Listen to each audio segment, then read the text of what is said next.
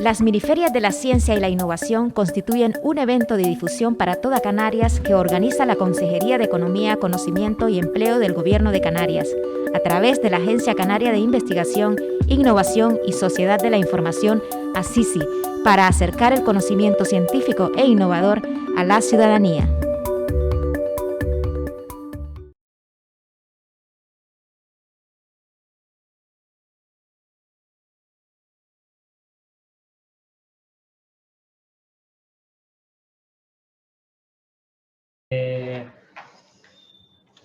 Esta formación de hoy creo que es importante que todos pasemos por una formación como esta.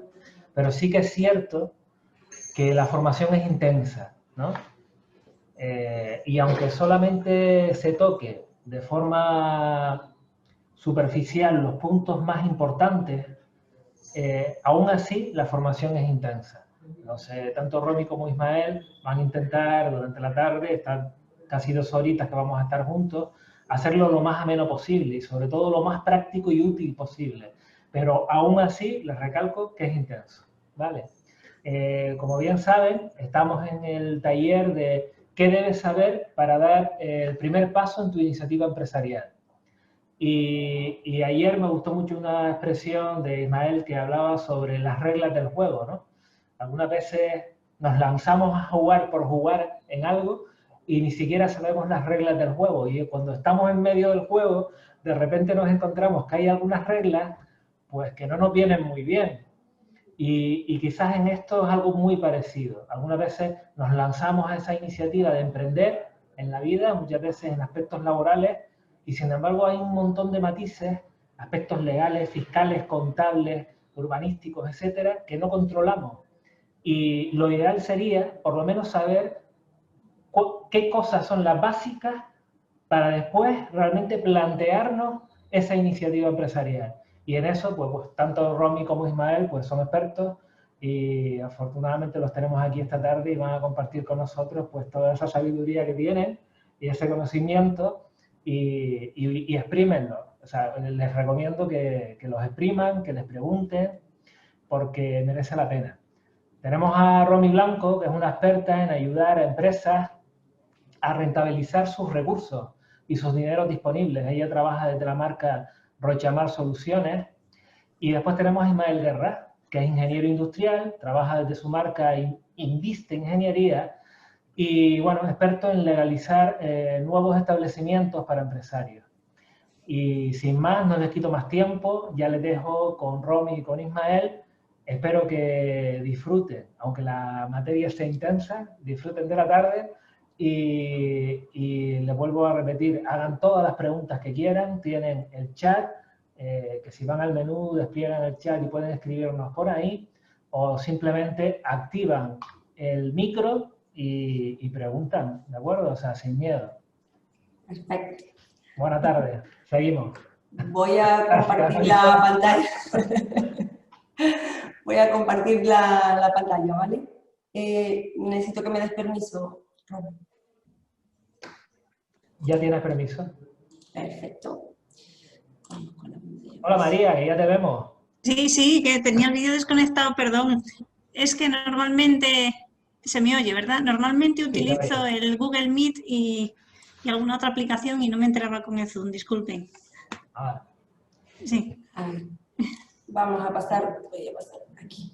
Bueno, Roberto, estamos en la semana de las Miniferias de la Ciencia y la Innovación y vamos a empezar con lo que nos comentaba Roberto, que el taller se va a tratar de lo que debes saber para dar el primer paso en tu iniciativa empresarial. Aquí lo que vamos a analizar es la puesta en marcha, ¿vale? A nivel económico, fiscal, por mi parte, y por la parte técnica, por parte de Ismael, de un negocio que requiera un local, ¿vale? Ese va a ser el trayecto que vamos a seguir. Vamos a tratar de un negocio que requiera un local.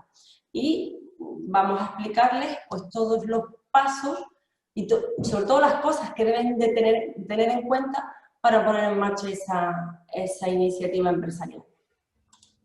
Con mi compañero Ismael, no sé si quieres comentar algo antes de empezar con Sí, bueno, comentarles, como decía Romy, ella va a entrar más en la parte fiscal, en la parte de tramitaciones e impuestos. Yo voy a entrar más en la parte técnica, en la parte tangible del establecimiento físico. Por lo tanto, las explicaciones de Romy servirán para el 100% de los casos. Las mías son para aquellos casos en los que se necesita un local o una nave industrial en las que hay un establecimiento físico. Y como bien decía Roberto, nosotros ahora, en las próximas 2 horas, le vamos a dar unas reglas básicas del juego, tal como comentaba Roberto, para una vez que ustedes empiecen en este juego, pues ya conozcan cuáles son esas primeras reglas básicas, ese marco en el que van a jugar. Bueno, los objetivos que tenemos es, primero vamos a presentar un esquema general de un proyecto empresarial, o sea, de un plan de negocios. Vamos a incidir especialmente en lo que es la previsión de los ingresos y los gastos. A continuación, lo que vamos a ver es cómo seleccionar correctamente el local o el sitio donde vamos a desarrollar nuestro negocio. Y lo vamos a hacer desde un punto de vista ya no del propio negocio, sino de las autorizaciones que vamos a tener que pedir, desde el punto de vista técnico y urbanístico. Y también vamos a analizar las necesidades técnicas de ese local para lo que nosotros necesitamos a nuestra medida. Vamos a ver cuáles son los puntos que no nos podemos dejar atrás.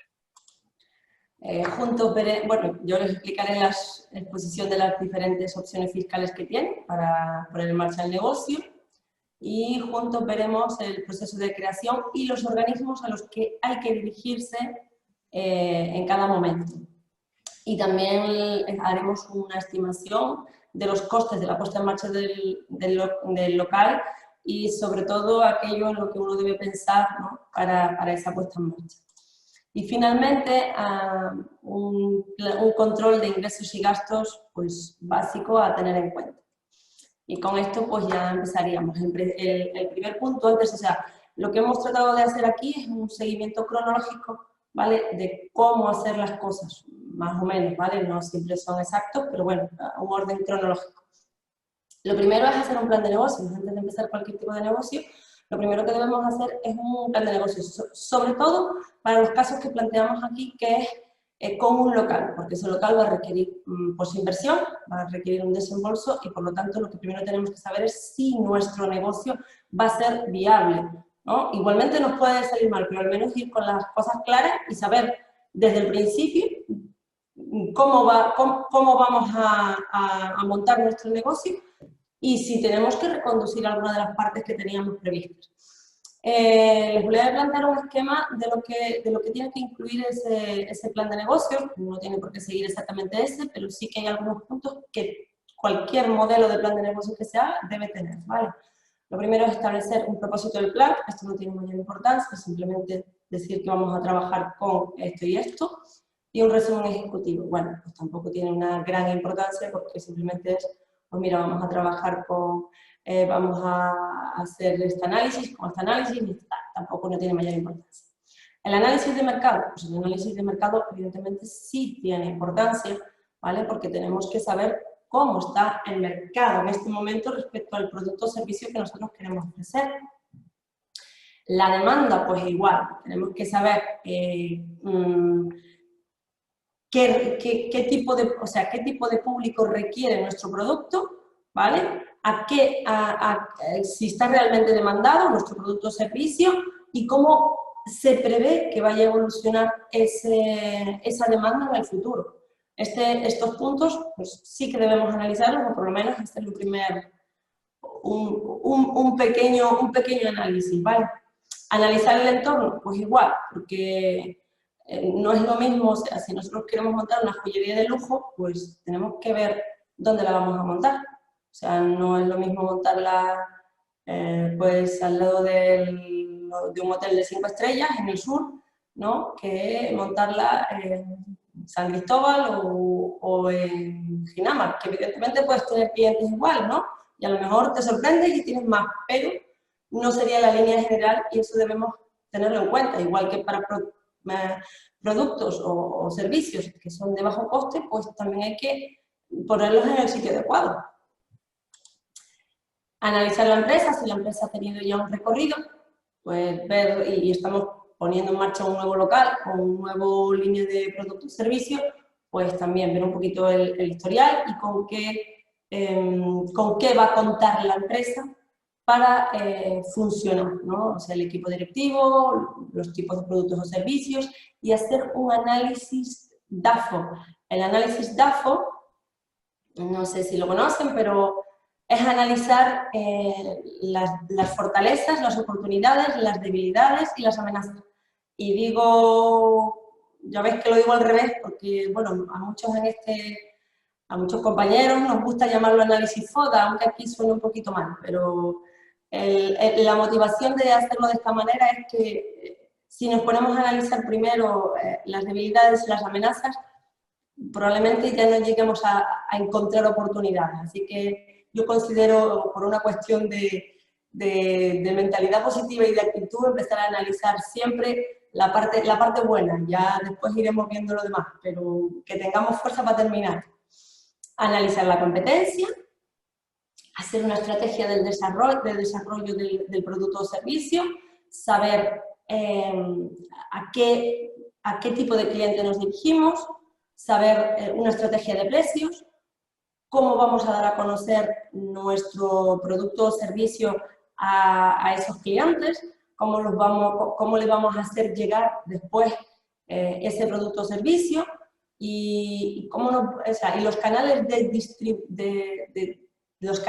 de distribución, que no me refiero a logística, sino me refiero a eso, a si vamos a utilizar las redes sociales, si vamos a utilizar canales más tradicionales como puede ser la radio o como puede ser periódicos, etc. O sea, cómo vamos a poner en marcha todo en el proceso de nuestra empresa.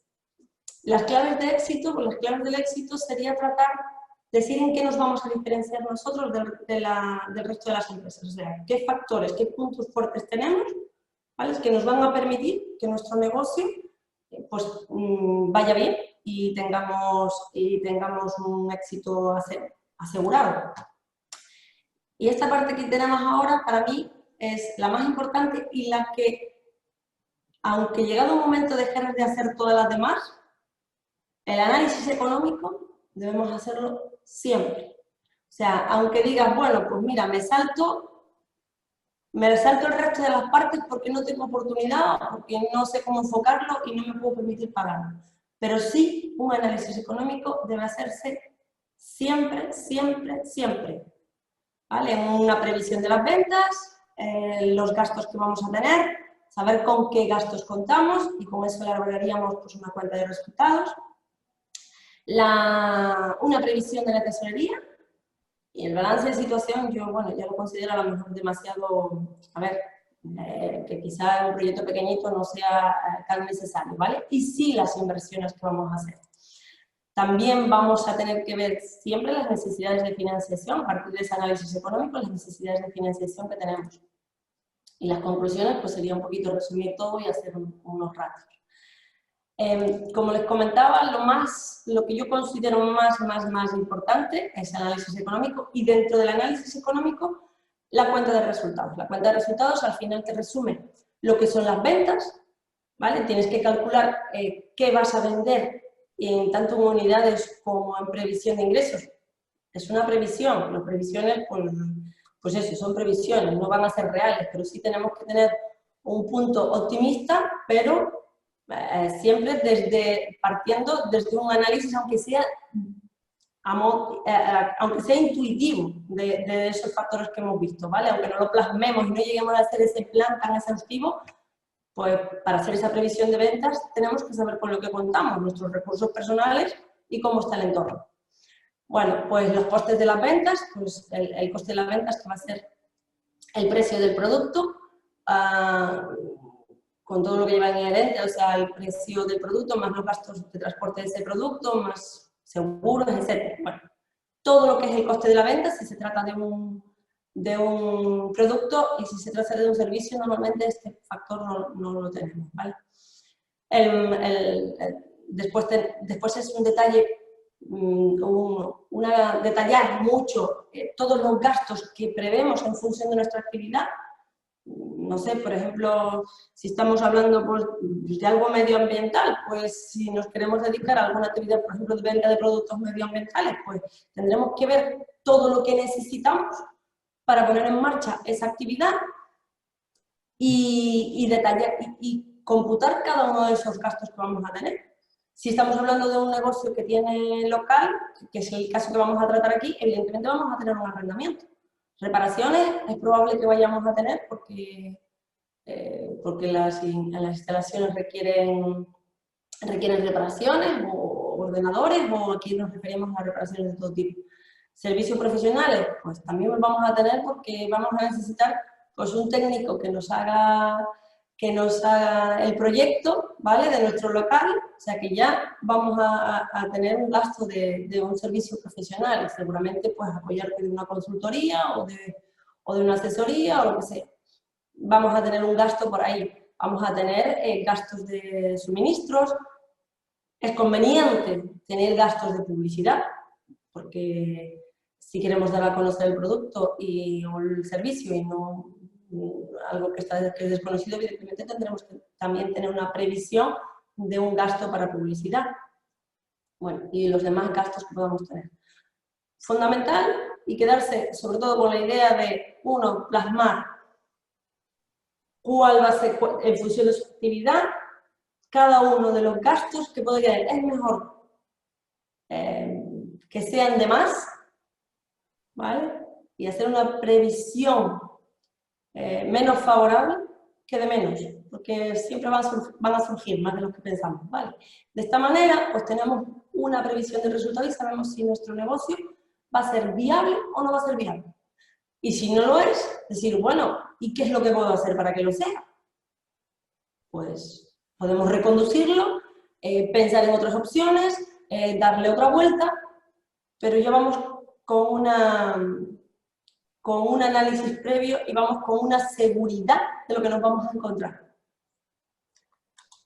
Dentro de la parte del análisis económico teníamos también la previsión de la tesorería. ¿Por qué hacemos una revisión de tesorería aparte de la cuenta de resultados? Porque pagos y gastos no es lo mismo. Y yo aquí pongo un ejemplo que es donde más claro se ve, que es cuando nosotros tenemos, pues en nuestra casa tenemos una hipoteca, ¿vale? Tenemos que pagar una cuota de la hipoteca, que puede ser 500 euros, pero en cambio de esas cuotas tenemos de intereses 120. Entonces nuestro gasto va a ser 120, pero nuestro pago van a ser los 500. Hay una gran diferencia entre el gasto y el pago. Si no hacemos esta previsión de tesorería, podemos pensar que en base a la cuenta de resultados vamos a tener un buen resultado y no necesitamos nada adicional. Una previsión de tesorería nos va a ayudar a que, oye, yo veo que para este primer año, el primer año del funcionamiento de un negocio, pues siempre cuesta un poquito decir, oye, pues aquí no voy a llegar en cuanto a pagos, necesito que me presten. Pues pido dinero prestado, si tienes la suerte de tener a alguien que te lo preste en la familia mejor, y si no, una entidad financiera o medios externos o lo que sea, ¿vale? Y las inversiones iniciales sobre todo, que tienen un peso muy importante cuando empiezas un negocio. Bueno, y con esto les voy a compartir ahora un plan de negocios, real, ¿vale? Con un formato real de los, como es real, hacia un Word y con sus gráficos y demás para que vean un ejemplo. Tengo por aquí.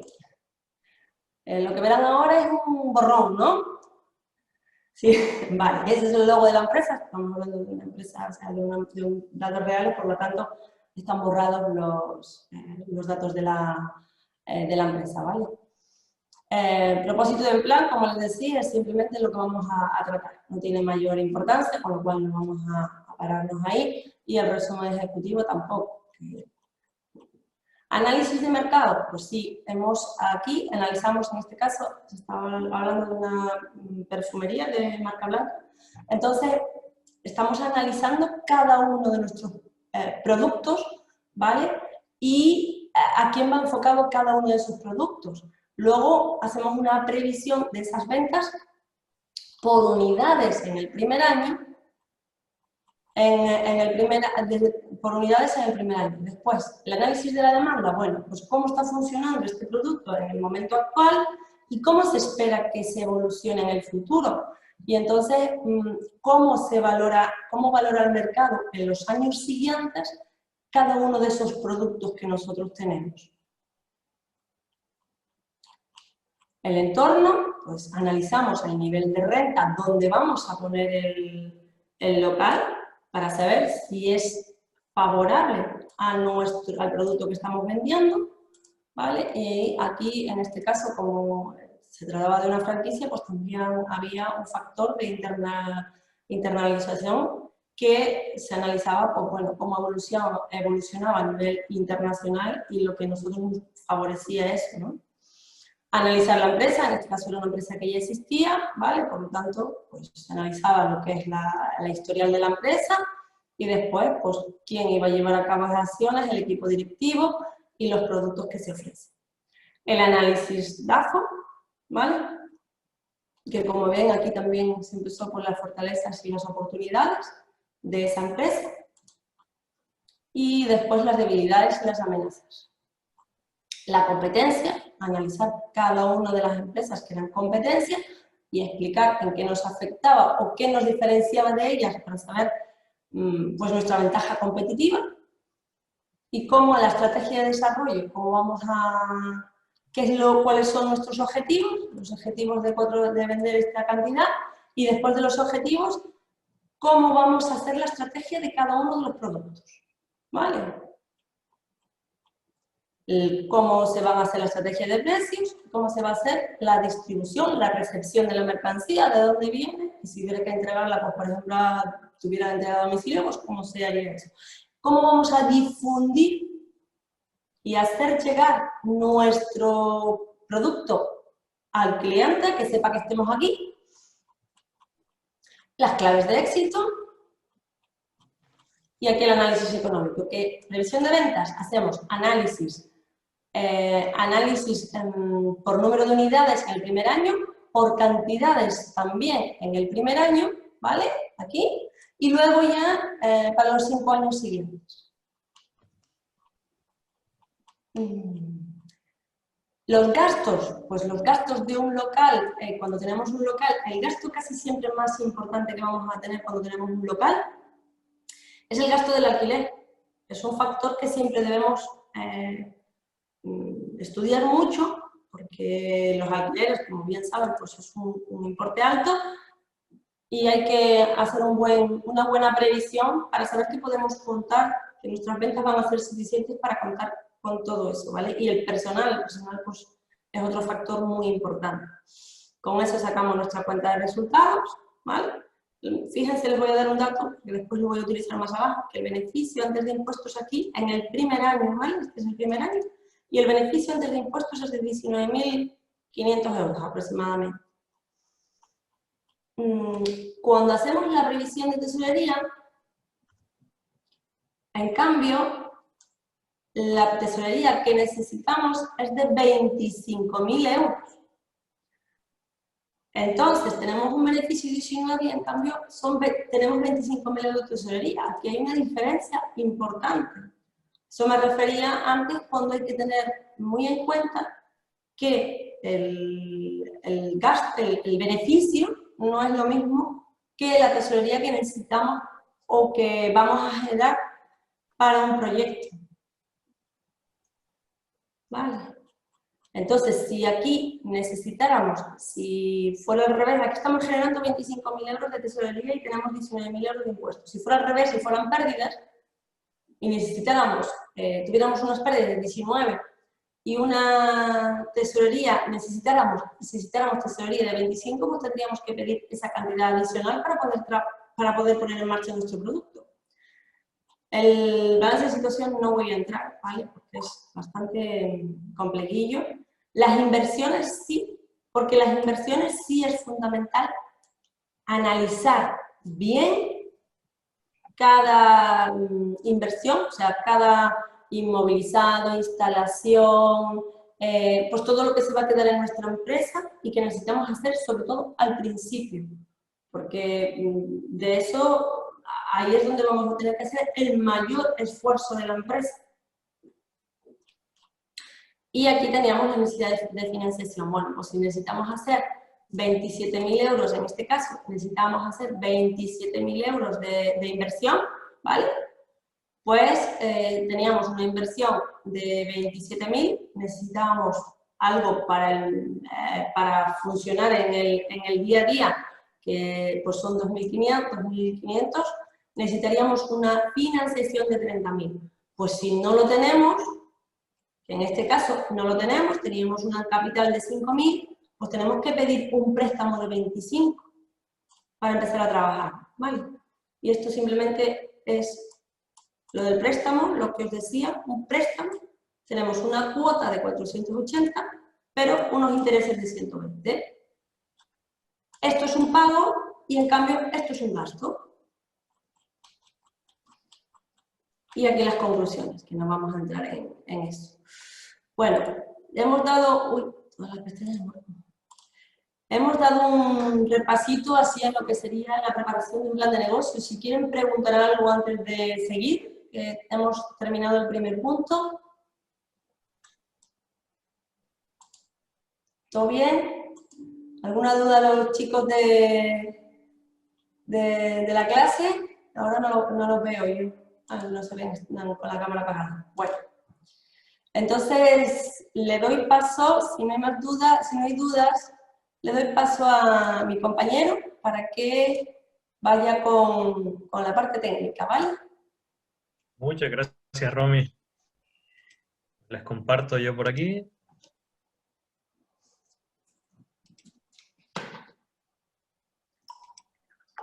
Vamos a ver, ¿se ve bien? Sí, perfecto. Muy bien.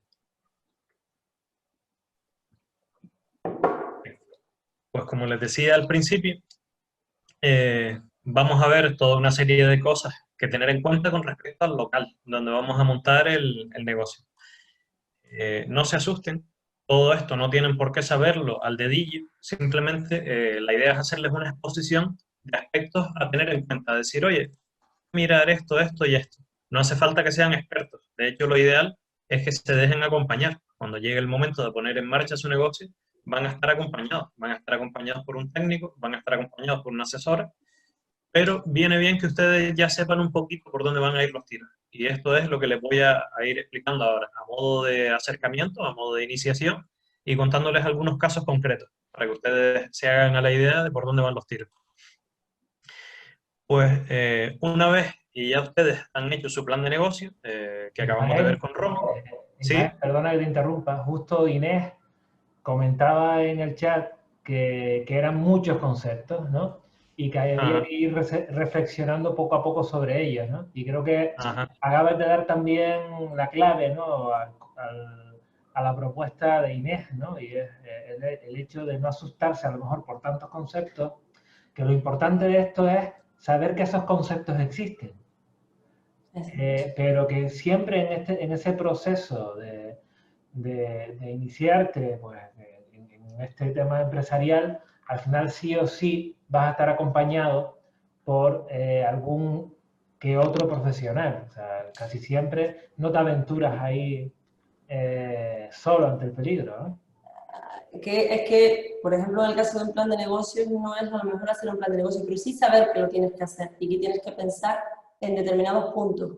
Antes de lanzarte, decir, oye, pues yo tengo que pararme a pensar. No es que vayas a hacer un plan de negocios, es que si te pones a hacer una cuenta, un balance de situación, a lo mejor te da algo, ¿no? Pero es decir, oye, pues yo sé que voy a poner un negocio en marcha, ¿en qué cosas tengo que pensar? Tengo que pensar en esto. Entonces, ¿a dónde voy a buscar ayuda? Sería un poquito esos dos planteamientos y esos dos puntos, ¿no? a tener en cuenta. Sí, exacto. La idea es esa, es enseñarles un poquito de qué va este mundillo en el que ustedes van a estar acompañados, lógicamente. Romy les acaba de hablar del tema del plan de negocio. Lógicamente, es algo que ustedes tienen que sentarse, pero que hay muchísimos profesionales, en este caso Romy, que los puede acompañar en la elaboración de ese plan. Vaya, que no tienen que saberse todos y cada uno de los puntos que estamos viendo. Esto de montar un negocio no es un examen en el que hay que sacar un 10. Simplemente les estamos haciendo una exposición muy amplia para que ustedes sepan cuáles los puntos principales del mundillo. Pero no se asusten, esto quien emprende no lo hace solo y nadie es experto y nadie tiene un 10 en conocer todos estos puntos. Así que aprovechen, expriman, como decía Roberto, pero no se asusten. No hay que saber de memoria todos y cada uno de los puntos. Se trata de que les suenen las cosas, de que en el momento que emprendan, sepan que hay que mirar algunos aspectos por aquí, sepan que hay que hacer un plan de negocio, que hay que tener en cuenta cuánto dinero me va a entrar, cuánto dinero voy a tener que gastar. Bueno, y en cuanto a los aspectos técnicos que yo les voy a comentar, pues quedarse con las ideas generales, que verán que son cosas muy, muy básicas, que les suenen en el momento en el que ustedes emprendan. Pues ahí es donde voy a entrar yo. Hemos hecho un primer paso, que es el de reunirnos con Romy. Hemos hecho nuestro plan de negocio. Hemos tenido en cuenta cuántas entradas de dinero vamos a tener por nuestra actividad y cuánto dinero vamos a tener que gastar. Y decimos, venga, vamos adelante. Confiamos en nuestro negocio y consideramos que sí, que vamos a tener suficiente beneficio como para empezar esta aventura. Lo que haríamos sería buscar un local. Si nuestro negocio necesita un local donde desarrollarse, vamos a buscar aquel local que más nos atrae, por la zona donde se mueven nuestros clientes o por cualquier otro criterio de selección del local. Y una vez ya hemos dicho, me gusta este local, voy a alquilarlo o voy a comprarlo, según sea el caso. Aquí es donde nos encontramos, en este punto, de lo compro o no lo compro. ¿Firmo ese contrato para alquilarlo o no lo firmo? Pues ahí es donde yo les voy a dar ahora algunos tics donde ustedes se tienen que fijar para saber un poquito por dónde van a ir los tiros en ese momento. Por eso decimos que lo vamos a ver desde un punto de vista técnico ahora. Lo primero en lo que nos tenemos que fijar cuando entramos en un local. En el siglo XXI, sin electricidad no hacemos absolutamente nada. Entonces, una cosa muy básica es no dar por sentado cuando vamos a entrar a un local para alquilarlo, para comprarlo, ya tiene electricidad. Tenemos que comprobarlo, tenemos que preguntarlo y tenemos que hacer nuestras comprobaciones. ¿Tiene luz? ¿No la tiene? ¿Qué habría que hacer para poderla tener? Porque puede ser en algunos casos un coste muy importante, el de poner el suministro eléctrico. Por eso simplemente fijarnos. ¿Hay luz en el local? ¿Sí? ¿No? Vale, perfecto. Seguimos. A veces pasa, ¿eh? Y lo Sí. tienes que pagar tú después. Exactamente. Sí, es una cosa muy básica y muy sencilla. Muchas veces el restablecer el suministro eléctrico conlleva toda una serie de trámites detrás que están ocultos. Así que simplemente con llegar y ver si la tenemos o no la tenemos, ya podemos estar adelantando mucho y ahorrándonos muchos problemas. En caso que no lo hubiera, pues seguimos indagando a ver lo necesario para tenerlo, antes de firmar ningún contrato. Por eso es un primer paso, simplemente. ¿La hay o no la hay la electricidad? Por supuesto, todo esto que les estoy contando es desde la experiencia profesional, de muchos casos, haber acompañado a mucha gente, muchas puestas en marcha de sus negocios y saber qué es lo que hay detrás. Por eso es por lo que yo les voy a ir dando algunas pequeñas alarmas de cuidado. Tengan en cuenta esto, tengan en cuenta lo otro, por si acaso. En segundo lugar, vale, tenemos electricidad. Tenemos que fijarnos, ¿esa instalación eléctrica es la que yo necesito? Porque a lo mejor esa instalación eléctrica o bien es muy antigua o bien para lo que yo la voy a usar no es válida. Y les pongo un ejemplo. Alquilamos un local donde antes había una tienda de ropa, por poner un ejemplo cualquiera. Y nosotros, el negocio que vamos a montar es un lavado de coches en ese local. ¿Qué aparece que no había antes? Pues la humedad, el agua chorra. Entonces, esa instalación eléctrica no tiene por qué ser una instalación preparada para un ambiente húmedo. Por lo tanto, por ahí ya tenemos que fijarnos que nos puede aparecer un coste de adaptar esa instalación eléctrica.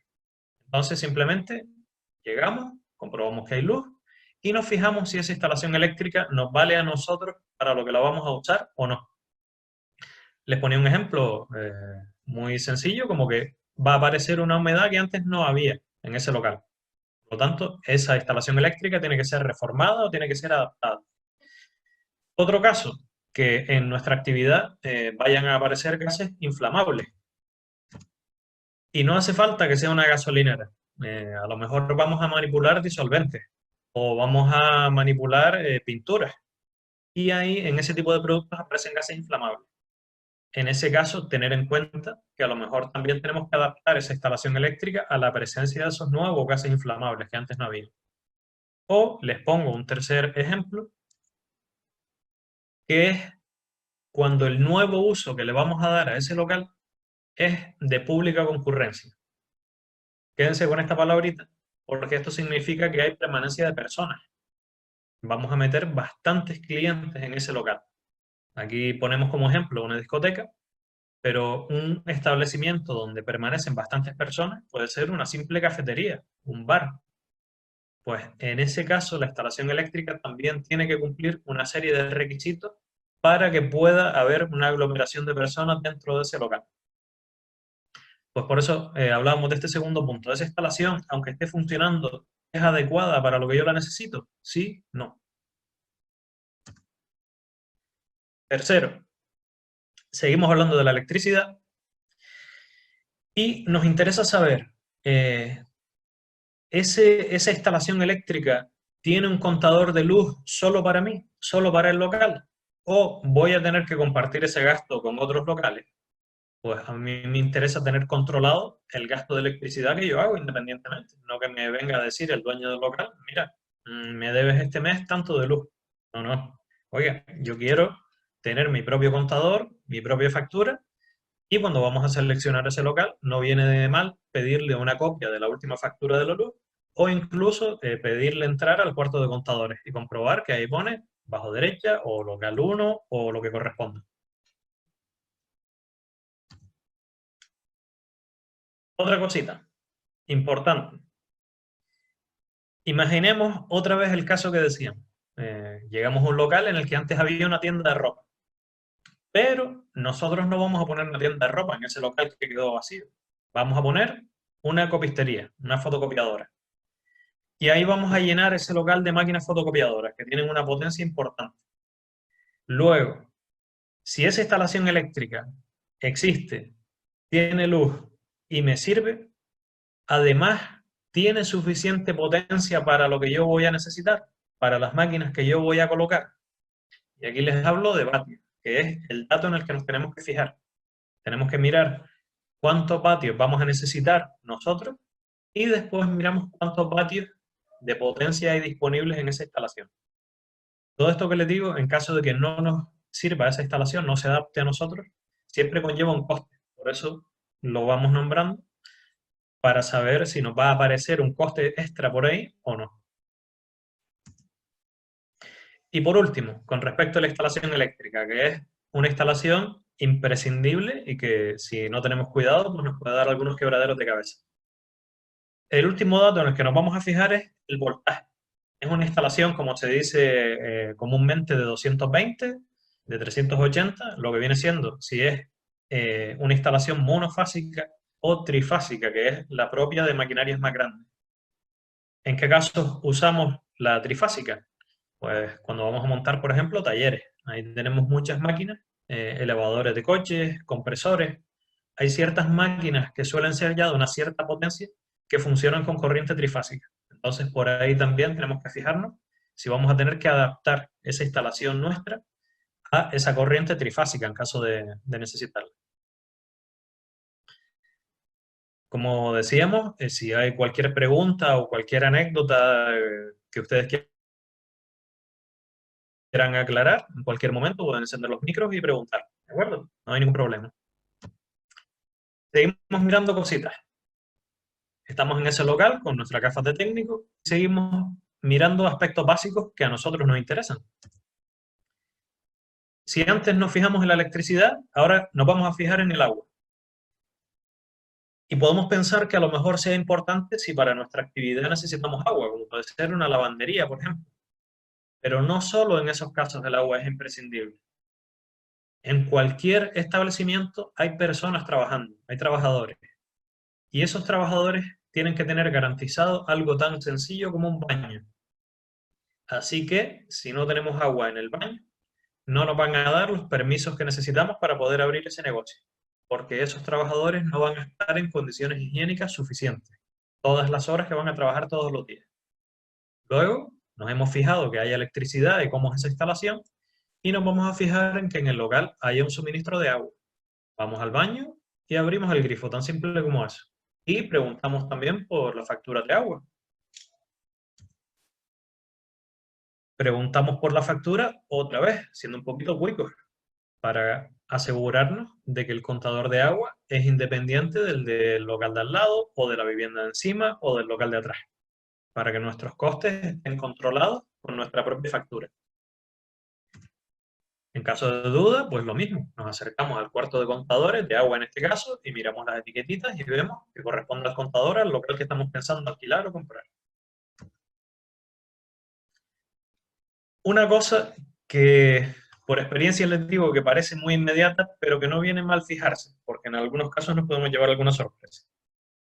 Tenemos agua, pero tenemos que tener garantizado que ese agua sucia la podemos evacuar adecuadamente al alcantarillado, que no se convierta en un problema de salubridad, que no haya que tirarla en un cubo a una alcantarilla, sino que los desagües funcionen correctamente y estén conectados a donde deben estar conectados.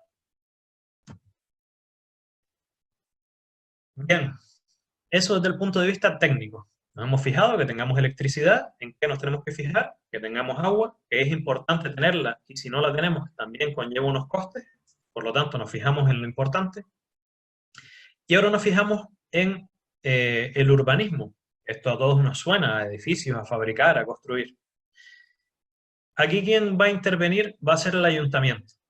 Nuestro amigo el ayuntamiento, que lo nombraremos también más adelante. Como decía, les voy a dar unas alertas, por así decirlas, generales, aunque para todo esto recuerden, van a estar acompañados por un técnico, pero no viene mal que conozcan ustedes las normas generales. ¿En qué nos vamos a fijar nosotros desde el punto de vista urbanístico cuando estamos decidiendo si elegimos o no un local? Pues en primer lugar, asegurarnos de que ese local es independiente de otros.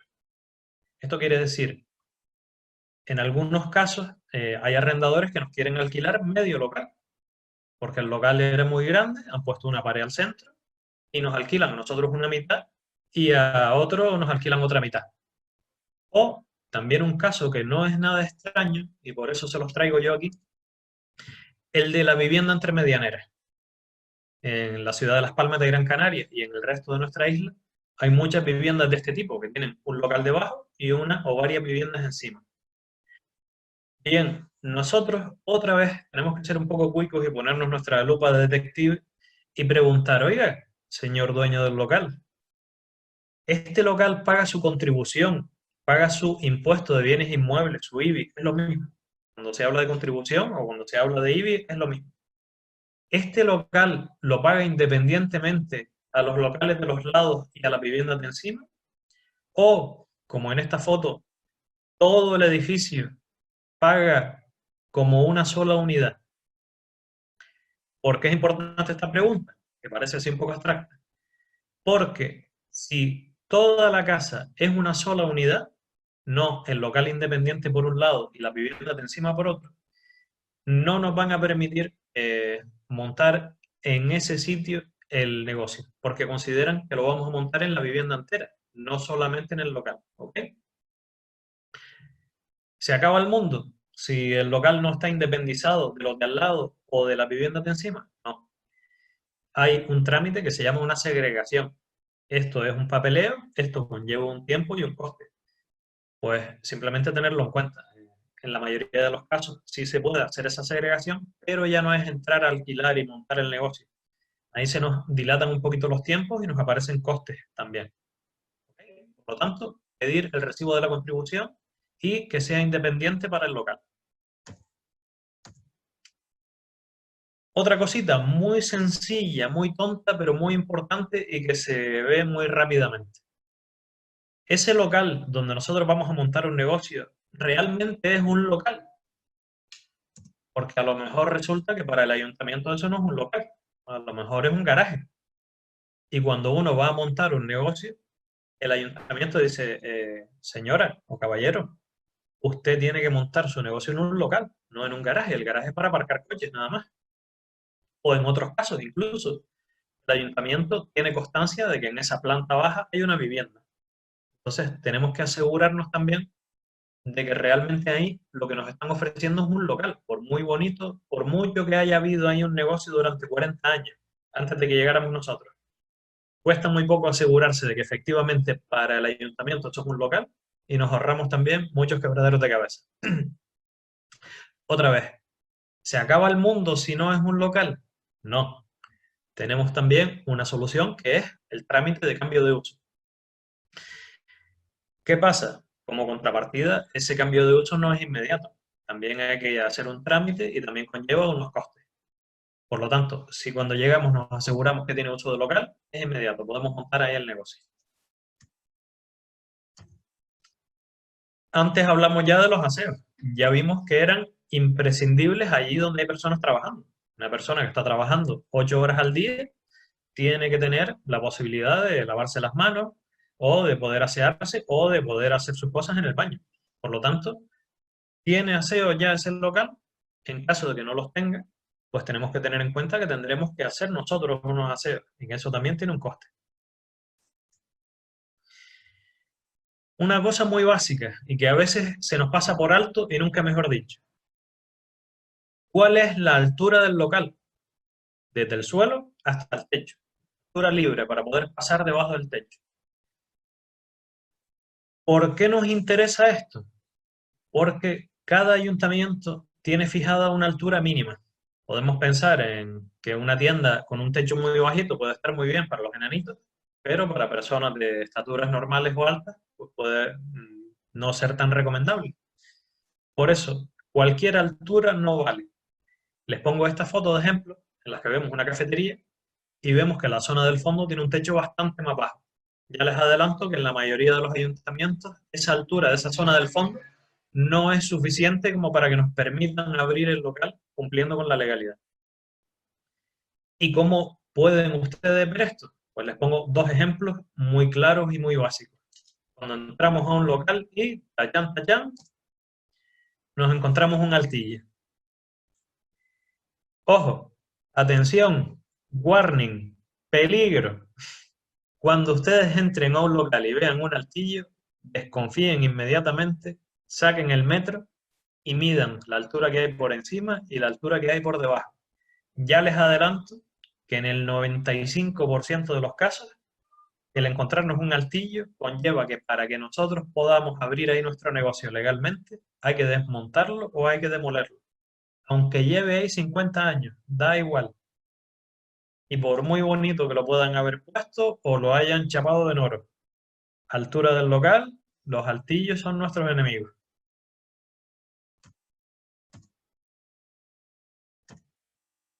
Y por último, nuestro local tiene que ser independiente de cualquier otro sitio que no sea nuestro propio negocio. Por ejemplo, nuestro local y el negocio de al lado no pueden tener una puerta que los comunique por dentro del local. O la vivienda de encima. El dueño del local tiene una escalera interior que comunica el local de la planta baja con la planta alta porque antiguamente ahí tenía su negocio. Pues no se puede. Tiene que estar independizada. Esa puerta tiene que desaparecer y se tiene que tapiar. Les pongo un ejemplo muy claro. La tiendita de barrio de doña Carmina, que lleva ahí 35 años. Cuando vamos a comprar el pan a la tienda de doña Carmina, en la parte de atrás está su vivienda. Y cuando ella está haciendo el potaje, nosotros olemos incluso el potaje que ella está haciendo en la parte de atrás, en su casa. Y ella pasa libremente de su casa al local a través de una puerta. Atención, si le vamos a alquilar el local a doña Carmina, tenemos que adaptar el local a las vigentes normativas. Y esas dicen que nuestro local tiene que ser independiente a cualquier otro lugar que no sea nuestro negocio. Si se produjera un incendio en la casa de doña Carmina, ese incendio se propagaría en nuestro local y al revés. Por eso es por lo que está totalmente prohibido ese tipo de comunicaciones. Vale. Les he hablado del ayuntamiento y les he hablado de cositas en las que nos tenemos que fijar para que el ayuntamiento nos autorice el poder montar legalmente nuestro negocio. ¿Dónde dice el ayuntamiento lo que sí y lo que no se puede hacer? Pues eso lo dice en el Plan General de Ordenación Urbana, en el PGO. ¿Qué es para lo que sirve el Plan General de Ordenación Urbana? Pues les pongo un ejemplo. Estamos en nuestra casa, una mañana aparecen un montón de camiones, un montón de tractores y empiezan a hacer una obra delante de nuestro edificio. No sabemos qué es lo que van a hacer allí, pero tachán, sorpresa. Un año después nos encontramos con esto delante de casa, con su chimenea, sus ruidos y su golpe. ¿Verdad que no nos gustaría a ninguno que nos hicieran esa faena? Pues para eso sirve el Plan General de Ordenación Urbana. Cada ayuntamiento establece unas zonas en la ciudad para poder hacer cada tipo de actividad. Hay unas zonas para viviendas, hay unas zonas para industria. ¿Le suenan de algo los polígonos industriales, verdad? Pues por ahí van los tiros. Las actividades molestas, insalubres, nocivas o peligrosas se van a los polígonos, todas juntitas a molestarse entre ellos. Y nosotros nos quedamos en nuestras casitas con nuestras actividades que no nos molestan. Con una tiendita del pan que nos hace falta, con una frutería, con un supermercado. Pues el Plan General de Ordenación Urbana es el que rige esas reglas de juego, donde se puede montar cada cosa dentro del municipio. Cositas que nos encontramos de muchos años atrás, cuando o no había o había unos planes generales de ordenación urbana muy básicos, pues gasolineras en el centro de la ciudad. Eso es algo que aquí en Las Palmas de Gran Canaria, si quedan, es porque están de muy antiguo y no han caducado sus licencias. Pero hoy en día a todos se nos ponen los pelos de punta cuando pensamos en que nos pongan delante de casa una gasolinera con miles de litros de combustible, que es una bomba en potencia, que cumple con sus normas de seguridad, lógicamente. Pero ya no se admiten este tipo de cosas dentro de la ciudad. Y aquí tenemos una regla de por qué no. ¿Es el plan general el que dice gasolineras dentro de zonas de vivienda? No, ni de broma. Por eso decimos que el plan general no solo regula lo que podemos fabricar o no podemos fabricar, sino los usos que podemos dar a cada edificio o a cada local en cada zona del municipio. ¿Qué se nos permite? ¿Qué no se nos permite en cada zona? El plan general nos explica todo eso con dos tipos de documentos que contiene. Que decimos, claro, pero el plan general, ¿cómo es? ¿Es de papel? ¿Cómo es un plan general? Pues un plan general se compone, por un lado, de los planos y por otro lado, de las memorias de ordenación. En los planos podemos mirar cuáles son las zonas de la ciudad y en las memorias de ordenación nos explican punto por punto qué se puede montar, si estamos hablando de negocios, en cada zona que nos indican los planos. Vamos a ver algunos ejemplos. Los planos nos lo indican normalmente, lo vemos aquí por colores. Esas zonas las tenemos por colores y con diferentes nombres. Entonces, nos vamos a la zona que a nosotros nos interesa y vemos de qué tipo es, cuál es su nombre, el nombre de esa zona y dentro de qué color está el local que nos va a interesar. Aquí vemos otro tipo de planos, de plan general.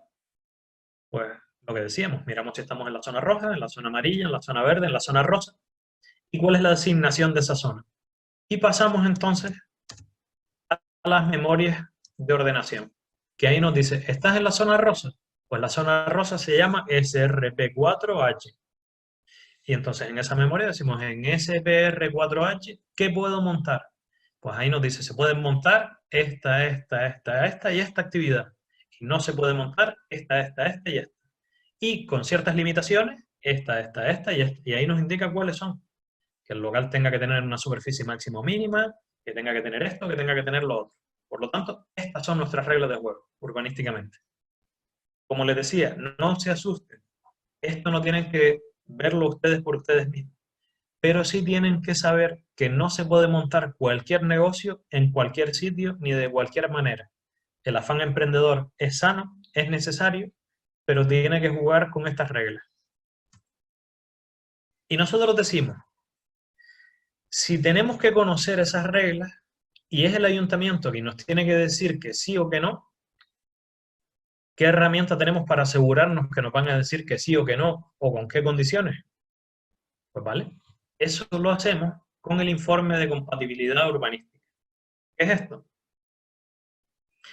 Esto es, tengo un local mirado, tengo claro el negocio que quiero montar y entonces me dirijo al ayuntamiento y le digo, señores del ayuntamiento, ¿ustedes me van a dar a mí permiso para yo montar este negocio aquí, sí o no? Pues esto es el informe de compatibilidad. Es un informe que solicita al interesado, o sea, nosotros, al ayuntamiento, para que ellos nos digan si en esa ubicación concreta nos van a permitir o no nos van a permitir ponerlo en marcha. Además, no solo es voluntario, sino que en algunas actividades es obligatorio. Antes de seguir caminando, que les hagamos esta consulta previa, que solicitemos este informe. Por lo tanto, son ellos los que nos tienen que dar el sí o el no. No tenemos que ser nosotros, una vez más, expertos en urbanismo. Para eso ya tenemos a los técnicos del ayuntamiento. Más reglas de juego que tener en cuenta.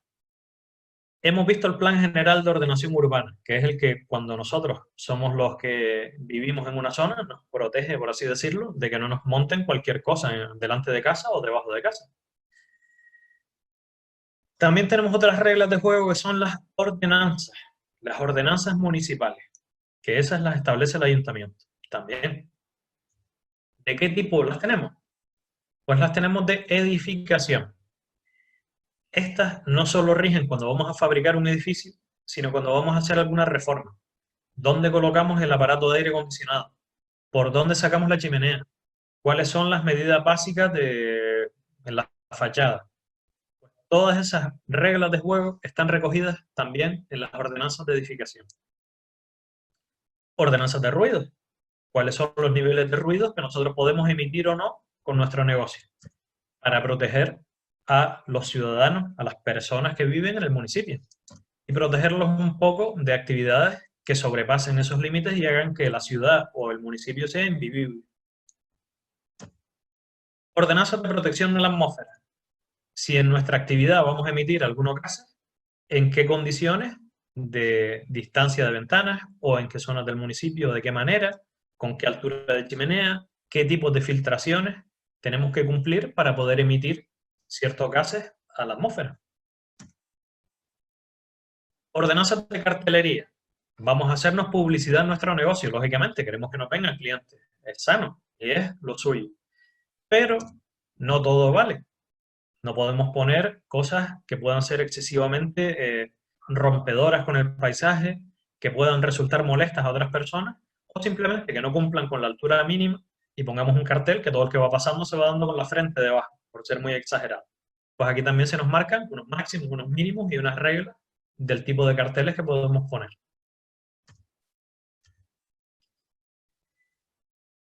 Pues bien, hemos visto las necesidades técnicas, hemos analizado nuestro local que nos interesa desde un punto de vista urbanístico, desde el punto de vista del ayuntamiento, de lo que nos van a permitir y lo que no. Y ahora nos vamos a fijar en el interior del local, en qué es lo que a nosotros nos interesa. Ismael, antes de seguir, Sí. Marisol preguntaba ¿Sí? que si no puede ponerse la oficina en el altillo. Ah, perfecto. Muchas gracias, Romy, porque desde aquí no lo veía. Marisol, concretamente las oficinas, y muchas gracias por hacer la pregunta porque nos permite aterrizar en ejemplos. Las oficinas, hablo en general, porque cada caso, cada municipio tiene sus reglas, pero en general, para poder poner una oficina, la altura libre mínima tiene que ser 2,50 m. Por lo tanto, si ese altillo por encima no llega como mínimo a 2,50 m, ahí no te van a permitir poner la oficina. Y debajo, lo mismo. Si no llega a 2,50 m no se puede poner actividad de oficina. Y si estamos en el caso de Las Palmas de Gran Canaria, el mínimo son 2,80 m para que se pueda atender al público debajo del altillo. Por eso los altillos tienen que ser en locales muy, muy altos y con suficiente altura debajo y suficiente altura encima. En caso Normalmente Marisol, naves, ¿no? Eso sí. suelen tener menos problemas, son las naves. Exacto. Las naves industriales tienen altura sobrada y en muy contados casos en locales en los que la altura total del local es mayor a 5 metros en este caso. En ese caso sería permisible el altillo. Y te digo también en un caso muy concreto, si te encuentras el altillo, no cumple con las alturas y no puedes tirarlo, en ese caso lo que se hace directamente es que se tapie. Es una solución muy dolorosa, pero perdiendo esa parte del local, podemos usar el resto. Esa es la forma de matar moscas a cañonazos en la que nos permitirían seguir usando ese local. Una vez que se tenga la licencia ya se vuelve a hablar, ¿no? Bueno, Ya después... una vez, sí, exacto. Sí, aquí no hemos dicho nada, pero cada uno en su casa después es libre de hacer lo que quiera bajo su propia responsabilidad. Y lo que acaba de apuntar Romy es súper iluminador, porque muchas veces entramos en negocios en los que vemos un altillo y decimos, pero si ahí casi tengo que entrar agachado, ¿cómo le pueden haber permitido? Pues posiblemente no le han permitido, posiblemente dijo que allí no había nada y, oh milagro, apareció un altillo. Muchas gracias, Romy, la verdad que el apunte fue muy bueno. Como les decía, hemos visto todo esto desde el punto de vista urbanístico de nuestro amigo el ayuntamiento, y ese informe de compatibilidad urbanística es desde el punto de vista de los planos. El ayuntamiento no va a entrar dentro de nuestro local y ellos no se van a fijar dentro del local cómo está, cómo es la instalación eléctrica, el agua, la ventilación. Eso lo tendremos que mirar nosotros. Y eso lo vamos a mirar teniendo en cuenta estas necesidades técnicas de nuestro negocio. Primero, ¿cuál es el tipo de actividad que vamos a hacer? ¿Va a ser una actividad comercial de venta de productos o va a ser una actividad industrial que necesite de un espacio para poder colocar maquinaria, va a tener sus necesidades propias de potencia más alta? Segundo, ¿cuáles van a ser nuestras necesidades de suministro? Pusimos antes como ejemplos la electricidad y el agua, ver si hay potencia y caudal disponible suficiente para nuestra actividad. Por ejemplo, una lavandería que se va a montar en donde antes había una tiendita de comestibles, va a necesitar un suministro de agua bastante mayor del que había disponible. O también otros suministros, a modo de ejemplo, como es el gas o el gasoil en otros casos. Si entramos al local, pues vamos a tener que prever un espacio para depósitos y una nueva instalación para gas, por ejemplo, un restaurante. Tenemos que prever esa nueva necesidad. Necesidades de almacenamiento. Llegamos a un local y tenemos que ver si el espacio disponible es suficiente en caso de que nosotros tengamos, por ejemplo, una zona de venta y un almacén. ¿Nos cabe todo en el local o no nos cabe todo? ¿Vamos a tener espacio para almacenar esas materias primas o estamos muy justos de espacio? Pues todo eso lo analizamos nosotros dentro del local. Son nuestras propias necesidades técnicas. Otro aspecto a tener en cuenta, desde el punto de vista de lo que necesitamos. Si vamos a manipular alimentos, nos van a obligar a conservarlos a una temperatura controlada. Por lo tanto, ¿tenemos espacio para añadir nuevas cámaras frigoríficas? ¿Tenemos espacio para salas refrigeradas donde vamos a manipular esos alimentos, salas de elaboración? Pues bien, tenemos que tener eso en cuenta también cuando vamos a ver ese local. Si es una actividad que mueve mucha mercancía, ¿tenemos espacio para una zona de carga y descarga para poder meter nuestros vehículos dentro y poder descargar y poder llevarnos nuestros productos? Pues tener en cuenta todas esas necesidades de espacio.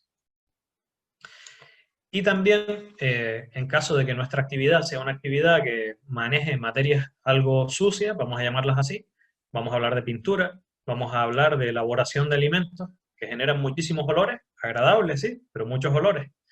Pues tenemos que tener en cuenta las necesidades de ventilar y de poder filtrar también nuestras emisiones. Por lo tanto, espacios hacia donde podemos evacuar todos esos elementos. Y bueno, aquí les dejo descansar un poquito de mí y les vuelvo a dejar con mi compañera Romy para que puedan estudiar las diferentes opciones fiscales para ponerse en marcha. Bueno, a ver. Ups, aquí. Bueno, una vez que ya sabemos que nuestro negocio es viable, ya sabemos que nos va a ir estupendamente y ya tenemos nuestro local en las condiciones técnicas adecuadas, pues vamos a empezar con la parte de creación de empresa y fiscal, ¿vale? Las opciones fiscales que tenemos. Lo primero que tenemos que valorar es, ¿voy a crear una sociedad o me doy de alta como autónomo, como empresario individual, lo que todos conocemos como autónomo. Bueno, pues ¿cuándo decidimos montar una sociedad? Una de las opciones por las que sí necesitamos una sociedad es cuando hay varias personas en el proyecto. Cuando tenemos varias personas que quieren entrar en ese proyecto empresarial, pues es necesario constituir una sociedad, un tipo de sociedad. Y otra de las opciones por las que nos decantaríamos por una sociedad sería cuando nosotros preveemos que el beneficio de la empresa va a superar los 40.000 euros, ¿vale? En el año. Entonces, en esos casos, o sea, si ya somos varias personas, necesariamente necesitamos una sociedad para regular esa actividad. Y en caso de que no seamos varias personas y preveemos que nuestro beneficio va a superar los 40.000 euros, pues también sería conveniente. En otro caso, pues si somos un único titular o los beneficios son menos de 40.000 euros, pues nos daríamos de alta como empresario individual, como autónomo, ¿vale? Los tipos de sociedades más habituales. Aquí hablamos solo de las más habituales. Voy a empezar por la anónima. La sociedad anónima es una sociedad que se constituye con un capital mínimo de 60.000 euros y suelen ser sociedades muy grandes, que la verdad es que en nuestro entorno pues se dan muy poquito, ¿no? Después tenemos la sociedad limitada o la civil. La sociedad limitada es la que más conocemos y tiene una responsabilidad limitada, o sea, respondemos con la parte que aportamos, aunque sí es verdad que cada vez más la que llamamos responsabilidad subsidiaria se da cada día más en las sociedades limitadas. El capital que hay que aportar para constituir una sociedad limitada son 3.000 euros y tiene una tributación del 25%. La sociedad civil ahora mismo también tributa al 25%, tiene prácticamente las mismas obligaciones formales que una sociedad limitada y en cambio tiene una responsabilidad ilimitada. Y no requiere un capital, eso sí, no requiere un capital mínimo. Las sociedades civiles en su momento tuvieron muchas ventajas, llevan desde el año 2018, que fue el cambio de ley, que no tienen muchas. Sí es verdad que conservaban una ventaja que era que los socios se podían acoger a la tarifa plana y en cambio las sociedades limitadas no. Ahora recientemente han salido ya jurisprudencia, ¿vale? Que los socios de las sociedades limitadas también tienen derecho a tarifa plana. Con lo cual, que yo creo que, como siempre, la seguridad social será de rogar para ponerlo en marcha de manera voluntaria, pero van a empezar ya a haber muchos requerimientos y no les va a quedar más remedio que poner en marcha esa bonificación para los socios de las sociedades limitadas, con lo cual, a mi entender, las sociedades civiles no sirven absolutamente para nada. Ya una vez quitada esa ventaja, que era la única que había, las sociedades civiles no sirven, son el patito feo, porque se han quedado con lo peor de cada raza, ¿vale? Y además no tienen una regulación muy clara. Cuando la tributación, si estamos hablando de las sociedades, tendríamos que tributar en base al beneficio, ingresos menos gastos. Los gastos que son deducibles están estipulados por la ley del impuesto de sociedades, tienen una regulación muy clara, bueno, con la interpretación que siempre vaya a haber en Hacienda y todas las discusiones legales que tenemos todos los días, ¿no? Pero bueno, hay una ley muy clara que te dice, pues esto es deducible y esto no es deducible. Y en base a ese beneficio tributan al 25%. Generalmente, hay algunas excepciones y hay tipos de sociedades que tienen unas tributaciones pues, diferentes. En particularidad he puesto ahí que cuando la sociedad está iniciando, siempre que se mantengan otra serie de condiciones, tienen una tributación del 15% en los 2 primeros años, ¿vale? En cuanto a la tributación del empresario individual autónomo, tenemos 2 tipos de tributación. Tenemos lo que llamamos estimación directa, ¿vale? Que la estimación directa, pues igual que en las sociedades, se tributa en base al beneficio, ingresos menos gastos, y esos gastos también están recogidos en la ley del impuesto de sociedades con algunas particularidades. Y tenemos 2 subtipos, lo que es la normal que es obligatoria cuando hay una facturación superior a los 600.000 euros, y la simplificada. En la simplificada tiene un beneficio adicional a la normal, que hay un 5% del beneficio que te puedes deducir sin tener documento que lo justifique, sin tener ninguna factura ni tener ningún otro documento que te dé derecho a esa deducción. La estimación directa normal se ve muy poquito. ¿Por qué? Porque normalmente cuando estamos ya en esos niveles de facturación ya implica tener obligaciones formales prácticamente iguales que las sociedades, y normalmente si estamos en esos niveles de facturación también estamos en unos niveles de beneficio pues, que superan los 40.000 euros y no te compensa estar en estimación directa, porque en estimación, o sea, los autónomos, los empresarios individuales, ¿sí? Los autónomos, la tributación, pues ya cuando superamos los 45.000 euros va a superar el tipo medio del 25% y ya no nos compensa, ¿vale? Salvo en algunas actividades profesionales que encajarlas en una sociedad, pues tiene otras complejidades en las que no vamos a entrar. La estimación objetiva, la que comúnmente se conoce, todo el mundo conoce como autónomos, como módulos, pues esta tributación, el beneficio que tiene la actividad se va a calcular en base a unos parámetros que la ley establece para cada actividad. Ejemplo, el ejemplo más claro, que es una actividad, la actividad de la cafetería, ¿no? La cafetería, que es una de las actividades que sigue conservando el derecho a tributar por módulos, porque el año también, 2018 creo que fue, se cambió la ley de módulos y se restringió, se quitaron la mayor parte de las actividades, se quedó un listado de actividades muy pequeño que se puede acoger a módulos, y además con otras limitaciones de facturación, de compras, etcétera, etcétera. O sea, hay una serie de limitaciones y por otros parámetros según actividad. O sea, hay muchas limitaciones, o sea, que se nos quedaron unas poquitas actividades, entre las cuales pues, hay algo del sector de la automoción, cafeterías y restaurantes y algún tipo de comercio, pero muy poquito cosas. Bueno, las cafeterías, ¿qué es lo que las que más usan este tipo de régimen? Pues las cafeterías, por ejemplo, tributan. O sea, en base, el autónomo siempre es uno de los parámetros que se tiene en cuenta para establecer el beneficio, y la ley te dice que por el autónomo pues se calcula que vas a tener un beneficio anual de 17.000 euros. Por cada trabajador vas a tener un beneficio anual de unos 1.800 euros. Por cada metro de barra vas a tener un beneficio de 200 y pico euros. Por cada mesa, pues 300 y pico euros.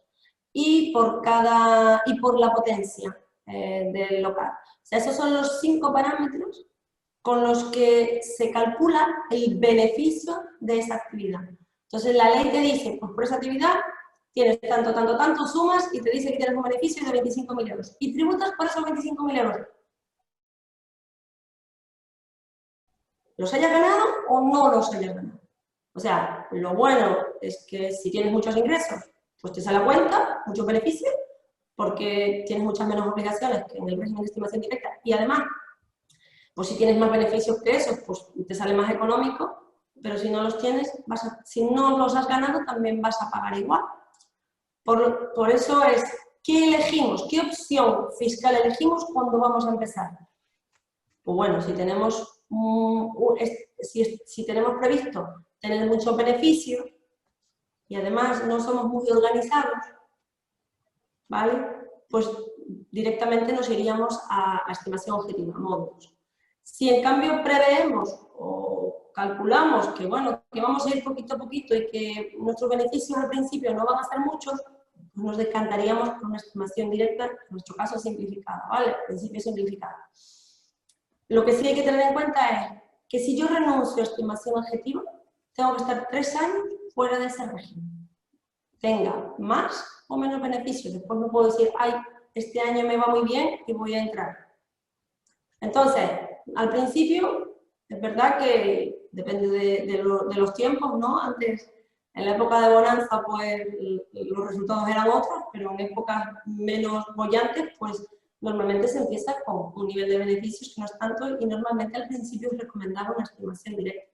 Ahora sí, si eres una persona que eres muy desorganizada y la diferencia entre un cálculo de un régimen y otro no es mucha, decántate también por una estimación objetiva, porque no tienes exigencias de facturación, salvo que vayas a facturar a una empresa. O sea, los requisitos formales son mucho menores. Vale, esto sería un poquito a la elección, o sea, ¿qué elegimos para empezar nuestra actividad? ¿Qué opción fiscal? Bueno, y si nos decidimos por una sociedad limitada, antes de empezar el periplo por las administraciones y las respectivas altas que tenemos que hacer, ¿vale? Tenemos que constituir la sociedad, crear esa sociedad. Para crear la sociedad tenemos 5 pasos, ¿vale? La creación de la sociedad limitada no es un proceso complicado, porque, bueno, pues como todo, es verdad que requiere su conocimiento y siempre es mejor que te asesoren en determinados puntos, ¿no? Sobre todo cuando hay varias personas. Si es uno solo, pues bueno. Lo primero que tenemos que hacer es solicitar el nombre al Registro Mercantil Central. Le damos 5 nombres al Registro Mercantil Central y ellos nos admitirán el primero que esté libre, ¿vale? Y nos dan un certificado con ese nombre. Después tenemos que depositar el capital, ese capital mínimo de 3.000 euros, tenemos que depositarlo en el banco. Cada socio depositará la parte proporcional en la que vaya a participar en la empresa. Es decir, 3 socios, vamos a aportar el capital mínimo, que son los 3.000 euros, cada uno aporta 1.000. Y se da un certificado de titularidad a cada uno de esos. Con nuestro nombre y nuestro certificado de titularidad, podemos ir directamente a la notaría si hacemos unos estatutos básicos, ¿vale? Sencillos, en los que solo vamos a aportar, pues vamos a poner el nombre, la dirección, la actividad y la administración el tipo de administración de la empresa y quién es el administrador, pues vale, lo podemos hacer directamente en notaría. Normalmente es verdad que se hace a través de un asesor, ¿vale? Porque siempre requiere un poco de pues, asesoramiento, sobre todo el tema de administración o el tema de las actividades, los códigos del IA y del SENA. Bueno, firmamos las escrituras en notaría y en la propia notaría solicitan el CIF provisional, que es lo que nos va a servir ya para hacer todas las demás gestiones. Nos facilitan un montón los trámites desde que se solicitan los CIF provisionales en notaría. La notaría nos devuelve las escrituras y esas escrituras las llevamos al registro mercantil. Una vez que el registro mercantil nos la devuelve, nuestra sociedad está constituida. Ahora, desde hace menos de un año, adicionalmente, en cuanto sale de la notaría, del registro, perdón, tenemos que solicitar el CIF definitivo porque si no nuestra cuenta del banco no se desbloquea. Pero esto es algo de hace unos meses para acá. No es de este año, antes de este año no era así. Y una vez que tenemos solicitado el CIF definitivo, o durante, porque con el CIF provisional ya podemos hacer trámites, ¿vale? Ya pasamos a pasear por las administraciones y le paso el paso de nuevo a mi compañero para que empiece paseando por las distintas administraciones. Eso se va a llamar el periplo de la administración. Te dejo mover. Gracias. Pues como bien decía Romy, yo me lo voy a llevar de excursión ahora. A ver... Aquí. ¿Y por dónde me lo voy a llevar de excursión? Pues por toda una serie de administraciones que, ojo, no son todas las que están, ni tampoco están todas las que son. Pero bueno, les voy a hablar de las principales. No asustarse, porque todos y cada uno de los negocios no tienen que pasar por todas y cada una de las administraciones. Simplemente hay que pararse a analizar cuáles son las que afectan según la actividad. Vamos a poner algunos pequeños ejemplos. Con esta sí, ya hemos hablado de nuestro amigo el ayuntamiento. Así que con el ayuntamiento vamos a tener una serie de trámites, en todos los casos, en los que hay un establecimiento físico, que van a ser, en primer lugar, un conocido nuestro ya. El informe de compatibilidad urbanística. En este caso, recuerden que era una consulta que hacíamos para que el ayuntamiento nos diera la seguridad de que desde el plan general, desde ese punto de vista, se nos iba a permitir esa actividad que nosotros le vamos a describir al ayuntamiento, y el ayuntamiento nos iba a contestar sí, no o con qué condiciones. Una vez ya el ayuntamiento nos ha contestado y nos ha dicho que sí, que no o con qué condiciones, podemos dar el segundo paso, que es, si vamos a hacer obras, entonces vamos a presentar una comunicación previa. Esto antiguamente, y hablo de un par de años, era una licencia de obras. Ahora se ha transformado, ya no hay que esperar a que nos concedan la licencia, sino les comunicamos que vamos a hacer obras y lo acompañamos de un proyecto técnico en el que se describen las obras que vamos a hacer. Pues bien, hacemos esas obras, las terminamos, acorde a la normativa vigente según ese proyecto de obras, se certifica que efectivamente cumple con todo y pasamos al siguiente paso. Abrimos. Ya tenemos nuestro local o nuestra nave industrial perfecta, lista para empezar la actividad, y abrimos. Vamos a empezar a ganar dinero, vamos a hacer realidad aquel plan de negocio. Pues lo que tenemos que hacer es comunicar al ayuntamiento la fecha en la que vamos a comenzar nuestra actividad. Se hace con una comunicación previa de apertura, en este caso, en la que acompañamos nuestra comunicación de un certificado técnico acreditativo del cumplimiento de todas las normativas. Y nosotros hacemos una declaración responsable que se llama, firmada, como que estamos cumpliendo con todo lo que nos va a exigir y que abrimos bajo nuestra responsabilidad.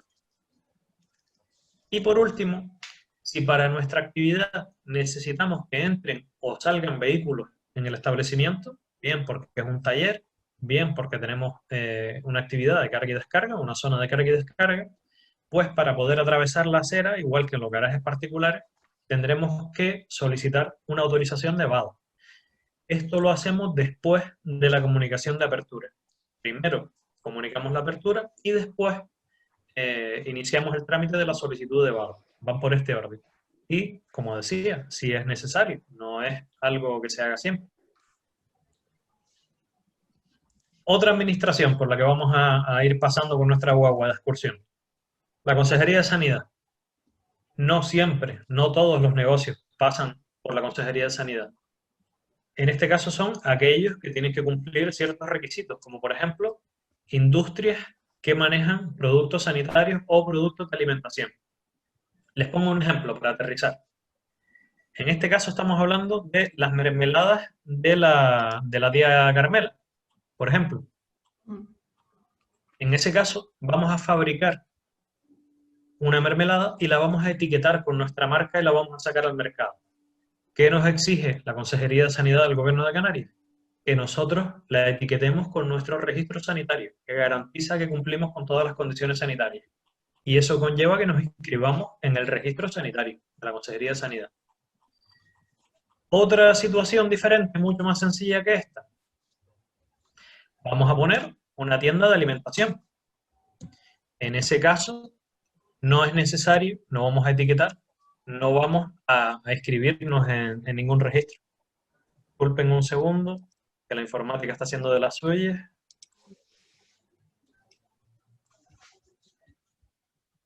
Aquí estamos. Aquí. Como les decía, si no es el caso, que nosotros vamos a fabricar un producto que vamos a etiquetar, sino que simplemente vamos a manipular alimentos, léase la cafetería, léase el pequeño supermercado en el que cortamos el embutido y lo cambiamos de envase y hacemos una manipulación. Ahí lo que tenemos que presentar la Consejería de Sanidad es un pequeño informe que es un análisis de puntos peligrosos y de control crítico. Ahí esto nos lo elabora un veterinario, en este caso. Se detalla cuáles son las condiciones sanitarias del local, que estos embutidos van a estar a temperatura controlada en unas neveras, de qué tipo son, dónde almacenamos la basura, si tenemos y en dónde tenemos unos puntos para lavarnos las manos, pues todo eso se detalla en este APPC que encargamos a un veterinario y que entrega por nosotros a la Consejería de Sanidad. Consejería de Industria. ¿En qué casos tenemos que ver nosotros con la Consejería de Industria?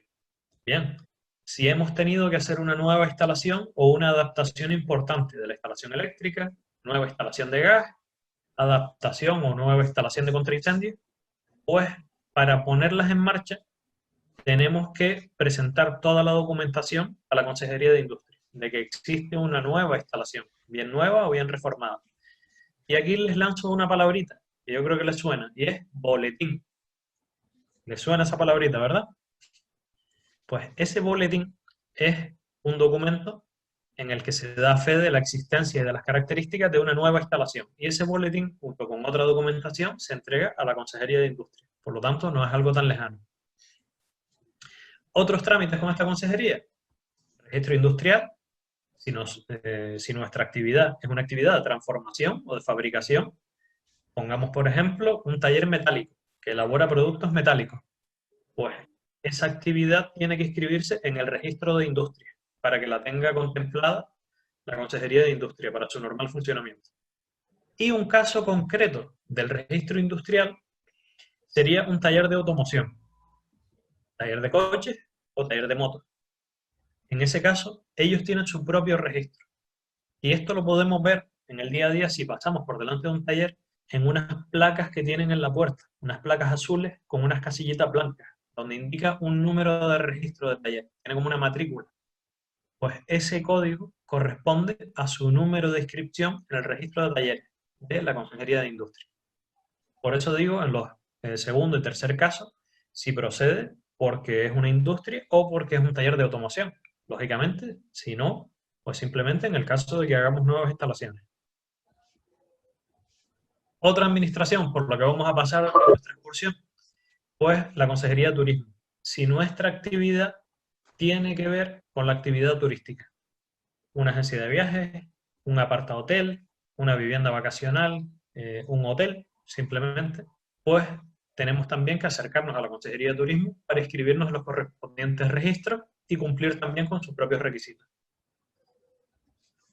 Y por último, a modo de cajón desastre, ponemos otras consejerías y pongo dos ejemplos. Puede ser la Consejería de Medio Ambiente, con la que María seguro que nos podría poner un montón de ejemplos que tiene en mente de actividades en las que nos tengamos que dirigir a la Consejería de Medio Ambiente o también a la Consejería de Agricultura y Pesca, en el caso de Medio Ambiente. Si nuestra actividad tiene una incidencia por eliminación de vertidos importantes, pues lógicamente tenemos que hacer un plan de evaluación de impacto ambiental que tendremos que presentar para dar fe de que nuestra actividad no va a causar un gran perjuicio al medio ambiente. O en el caso de agricultura y pesca, pues María nos podría ilustrar con un montón de ejemplos concretos en los que tendríamos también que acercarnos a ellos para cumplimentar los trámites según el tipo de actividad concreta que vamos a llevar a cabo. Muy bien, aquí le cedo nuevamente el testigo a Romy. Muchas gracias. Muchas gracias. Bueno, este también es un plan de negocio, pero con otro formato. Más bonito, pero el contenido es igual. A ver, un momentito que la ponga aquí. Bueno, por aquí. Pues como ya nos hemos ido de excursión por todas las administraciones, nos quedan las últimas, pero no menos importantes, porque ahora tenemos que proceder a dar de alta en las distintas agencias tributarias y la seguridad social para empezar a pagar impuestos, básicamente, ¿vale? Ahora vamos a decirle a las administraciones, mira, ya estamos de alta, ya vamos a empezar nuestra actividad y, por tanto, ya formamos parte de los contribuyentes como autónomos o pymes de este país. Bueno, tenemos que hacer un alta ante la agencia tributaria estatal. Los modelos son 036 y 037, uno es más simplificado que otro. Y lo que hacemos en este momento es decirle a la administración, a la agencia tributaria estatal, qué actividad vamos a hacer, dónde la vamos a hacer y qué obligaciones fiscales vamos a tener, ¿vale? Cómo vamos a tributar y qué obligaciones. Esto es igual, hacerlo el modelo, es igual para sociedades o para autónomos, es lo mismo. Es simplemente indicar esas obligaciones y hay que hacerlo siempre antes del inicio de la actividad. O sea, el último día para hacer estos trámites van a ser el mismo día de comienzo de actividad. El mismo trámite que hacemos ante la agencia estatal lo tenemos que hacer ante la agencia tributaria canaria. En la agencia tributaria estatal lo vamos a poder hacer con certificado digital y en caso de las sociedades va a ser obligatoriamente con certificado digital. En caso del autónomo puede ser certificado digital o personal. Personal podía ser, la verdad, ahora mismo creo que no están haciendo ningún trámite personal, pero bueno, sí. No, bueno, alguna cosilla están haciendo, pero te digo, en principio podría, el autónomo sí puede hacerlo de manera presencial. La sociedad tiene que ser por certificado digital. La agencia tributaria canaria, todos presencial, porque no está habilitado este modelo por la vía, no está habilitado este modelo por vía digital. En la agencia tributaria canaria es el modelo 400. Bueno, la información es la misma. Y tenemos también que hacer nuestro trámite y nuestro alta, también antes de iniciar la actividad, en el régimen especial de trabajadores autónomos, si nos damos de alta como autónomos, ¿vale? Y en caso de las sociedades no tienen un alta en la seguridad social propiamente dicho. Sí tienen alta en el mismo régimen especial de trabajadores autónomos los administradores de la sociedad o socios que estén trabajando en esa sociedad. Y si va a tener trabajadores, hay que solicitar una cuenta de cotización y asignar esos trabajadores a esa cuenta de cotización, ¿vale? Esos serían los trámites para empezar el pago de las cotizaciones e impuestos. Puedo comentarles aquí, aprovechar que, bueno, aquí en el régimen, los trabajadores autónomos tienen una bonificación en el primer año, que está la famosa tarifa plana, que el primer año son 60 y 63 más o menos, que bueno, por ahí más o menos, entre 60 y 63 euros la tarifa plana, después son los 6 meses siguientes una bonificación del 50% y en los siguientes 6 meses una bonificación del 30%. Y a partir de ahí ya se pagaría el total. Eso en caso del autónomo empresario individual. En caso del administrador y autónomos societarios, hasta ahora no se venía aplicando bonificación. No sé cuándo va a cambiar van a empezar con la aplicación de la legislación. Y ya nos meteríamos en el coste de puesta en marcha. ¿Quieren preguntar alguna cosilla? ¿No? Bueno, pues ya nos meteríamos un poquito a calcular cuánto nos va a costar poner en marcha nuestra empresa. Y empezamos por la parte de las escrituras, que sería económico-fiscal, ¿vale? Y empezamos por la parte de la sociedad. Lo primero que hacíamos cuando constituíamos esa sociedad era aportar esos 3.000 euros. Como decíamos, estos 3.000 euros no son un costo, ¿vale? Porque esos 3.000 euros se van a depositar para que la empresa los pueda usar. O sea, se van a poner en una cuenta el nombre de la empresa y la empresa los va a poder usar para todos los gastos que tenga que hacer o las inversiones, ¿vale? Ojalá nos llegaran con los 3.000 euros. Entonces, después tendríamos que la notaría y el registro mercantil. La notaría y el registro mercantil, si optamos por hacer unos estatutos estándar, sin mucha modificación, más que las básicas, nombre, domicilio, administrador y la actividad, ¿vale? Y apartamos el capital mínimo, entre estos dos gastos estarán rondando los 300 euros, más o menos, ¿vale? Serían rondar los 300 euros. Después ya, si nos salimos de esos estatutos estándar y queremos adaptarlos a nuestras necesidades o ya nos vamos a capitales superiores, ahí la variación es tremenda. En este caso son 350 euros más o menos cada uno de los organismos porque hay una ley que dice que tienen que tener esa tarifa, ¿vale? Pero ya si nos vamos del estándar, se pueden disparar muchísimo ese gasto. Y después tenemos las altas en la agencia estatal, en la canaria y en la seguridad social. Si estamos hablando de una sociedad, como decíamos, tiene que ser con certificado digital. Si eres muy apañado, a lo mejor lo puedes hacer tú mismo. Tiene su complejidad. Sí es verdad que en este trámite sí es adecuado que te acompañe una asesoría o una gestoría, tanto en este como asesoramiento en las anteriores, ¿no? Y ahí los costes pues, van a depender de la asesoría a la que uno se dirija, pero un mínimo de 300 euros seguro para hacer todos estos trámites. El plan de negocios, pues el plan de negocios pues, va a depender del plan de negocios que elabores.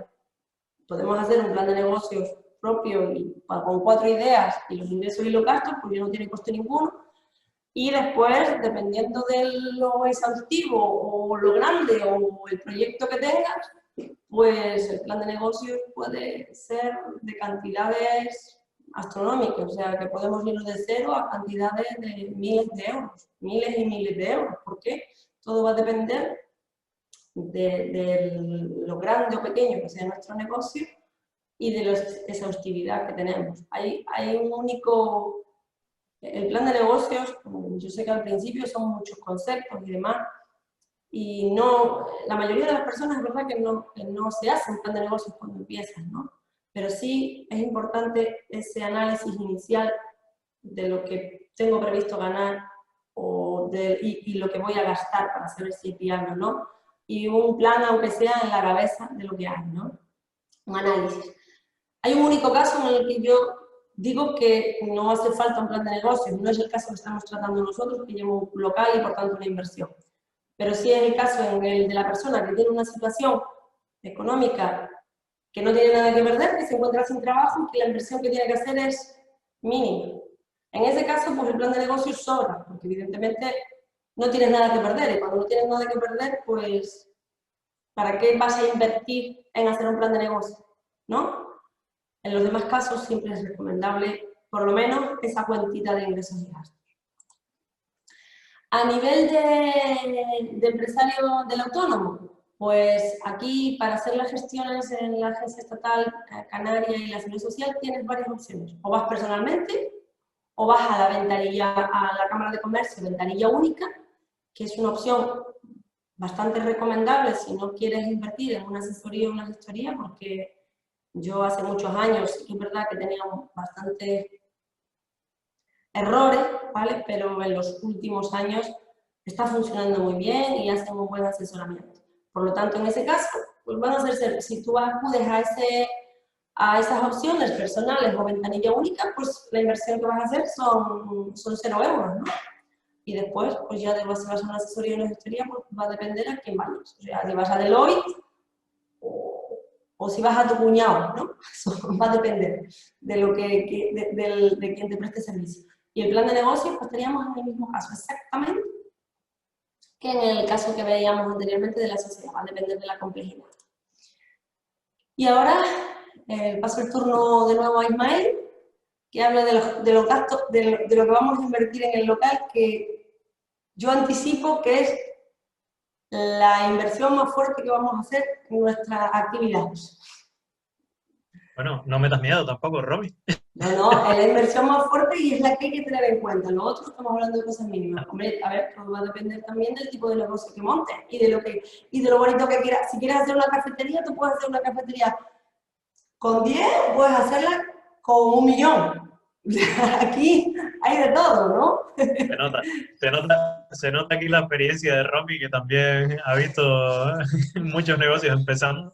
Claro, entonces aquí eso, a ver, todo depende del bolsillo también de cada uno y de lo que tenga capacidad para invertir y del cliente al que quiera dirigirse al final. Exacto. Y de ahí es donde está todo, ¿no? Exacto, de las aspiraciones y del gusto. De hecho, ya Romy fue adelantando un poquito cuál es el primer gasto más importante que vamos a tener para ese establecimiento ya tangible, que van a ser las obras. Las obras, pues las tenemos en cuenta y lo ideal es que tengamos en cuenta las diferentes partes que conlleva una obra. Nosotros cuando vemos el local que nos interesa, ya empezamos a ver, oye, ¿tengo que hacer demoliciones? Pues eso supone un coste, ese capítulo de las obras. Oye, ¿tengo que levantar paredes? Pues eso supone otro capítulo de las obras que tiene también un coste. Oye, lo que ya habíamos visto, necesito nueva instalación eléctrica, nueva de gas, una instalación de ventilación, de contraincendios, de telecomunicaciones. Pues todo eso son epígrafes que van sumando a nuestros costes del establecimiento físico. ¿Quiero cambiar el suelo? ¿Quiero poner nuevos azulejos en los baños o en algunas zonas del local? Pues todo eso va sumando. Puertas y ventanas, el escaparate, ¿Lo voy a cambiar? Pues gastos de carpintería. La mano de pintura, que esa no nos la quita nadie, aunque no vayamos a hacer reforma, pues también supone un coste. Entonces, las obras suponen un coste que va por capítulo. Dependiendo de si vamos a hacer más o menos obras, pues nos supondrá más o menos gastos. Y efectivamente, como decía Romy, es un coste importante a tener en cuenta.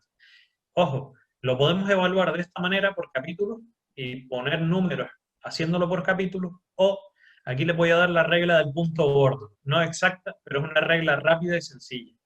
Y es estimando, es muy por encima, ojo, es la regla del punto gordo, podemos estimar un coste por metro cuadrado de las obras. Les lanzo un valor orientativo que dependerá de cuántas cosas queremos cambiar y de con qué calidades queremos trabajar, pero podemos evaluar un coste entre 300 y 600 euros por metro cuadrado. De esa manera, podemos sacar ese número gordo diciendo, bueno, pues tengo 100 metros cuadrados, pues estimo que esto está bastante bien, pues estimo los 300 euros por metro cuadrado, pues multiplico y me sale un número gordo de lo que más o menos me pueden salir las reformas en este local. Parte de las obras, honorarios profesionales. Esto los comentó Romy en su momento dentro de aquel plan de negocio. Pues tenemos que tener en cuenta que vamos a tener que necesitar y presentar a las administraciones unos proyectos, unos estudios de viabilidad, si nos los piden, del tema medioambiental, el tema de las altas en las diferentes administraciones, contratamos los servicios de una gestoría, puedes tener en cuenta también que por ahí nos va a aparecer un coste asociado al local. Permisos y licencias no son los mayores costes, pero que no nos sorprendan, que no nos cojan de sorpresa, aunque no sean cantidades importantes. Licencia de obra, pues se suele cobrar en torno a un 4% del importe de las obras. Si en el importe de obras, bien por capítulo o bien por metro cuadrado, ya calculamos una cantidad que nos van a cobrar, pues calculamos aproximadamente un 4% y eso nos lo va a cobrar el ayuntamiento en concepto de licencia de obra. Licencia de apertura. Les adelanto que en épocas de crisis los ayuntamientos suelen eliminarlo, pero eso es decisión de cada municipio. Por lo tanto, tener inicialmente en cuenta que nos van a cobrar una tasa por apertura también. ¿Tasas de visado? Pues para los proyectos, los colegios profesionales nos cobran unas tasas de visado. No son cantidades importantes, pero bueno, tenerlas en cuenta para que no nos sorprendan tampoco. Y les pongo un ejemplo para que sepan más o menos de los importes que estamos hablando. No es lo mismo un pequeño negocio que una gran industria, pero una cafetería, que suele ser un ejemplo muy visual, las tasas de visado suelen estar entre 100 y 200 euros aproximadamente. Tasas de industria, pues lo mismo, dependiendo de las instalaciones que vayamos a renovar, pues el alta de cada nueva instalación en industria también nos van a cobrar una tasa. También estamos hablando a lo mejor de cantidad de entre 90 y 200 euros por instalación. Y por último, y por eso la dejo por el final, una cantidad que es muy inmediata de ver, que es el equipamiento. Si es un comercio, el equipamiento comercial, estanterías, mostradores, cajas registradoras, y la maquinaria, en caso de que sea una actividad, vamos a hablar de hostelería o una actividad industrial. Pues es el último coste y también un coste muy importante asociado al establecimiento físico. Muchas gracias, Romy. Gracias a ti, Ismael. Bueno, aquí ya en esa última parte depende de lo que te quieras gastar, ¿no? Depende de lo que quieres invertir. Invertir, no es la palabra, no es gastar. Aquí no estamos gastando, sino invirtiendo, pero todo va a depender de lo que quieras hacer.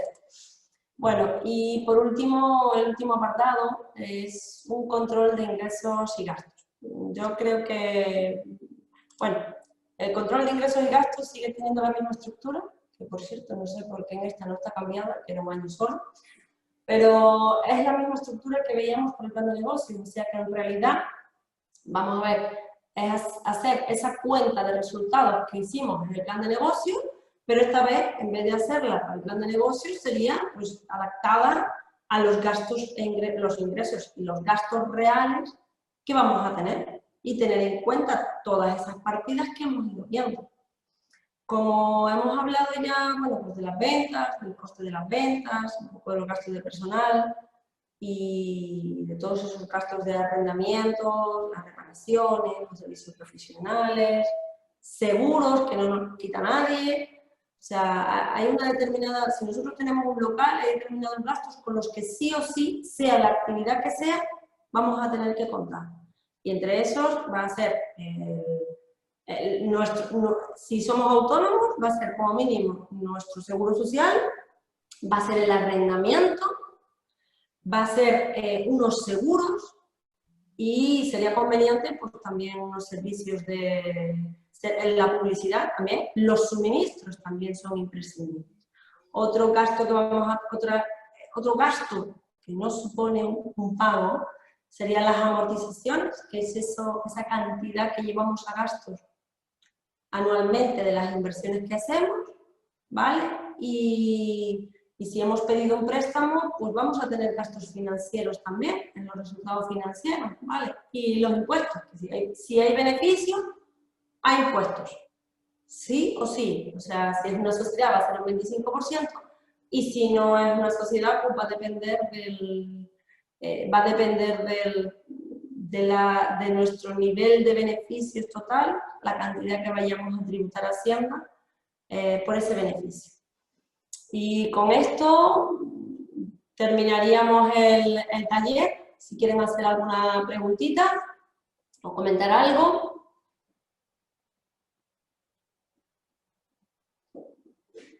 Muchas cosas, ¿no? Muchas cosas. A ver, la verdad es que hay muchos factores que hay que tener en cuenta a la hora de poner en marcha un negocio, ¿no? Pero como decíamos al principio, tanto Roberto como Ismael como yo, es saber que hay que pensar en determinadas cosillas, ¿vale?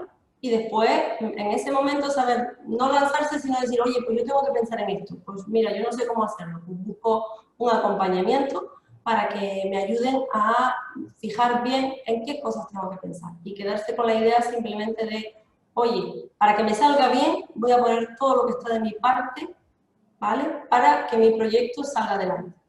Y en eso, valorar lo que hemos comentado.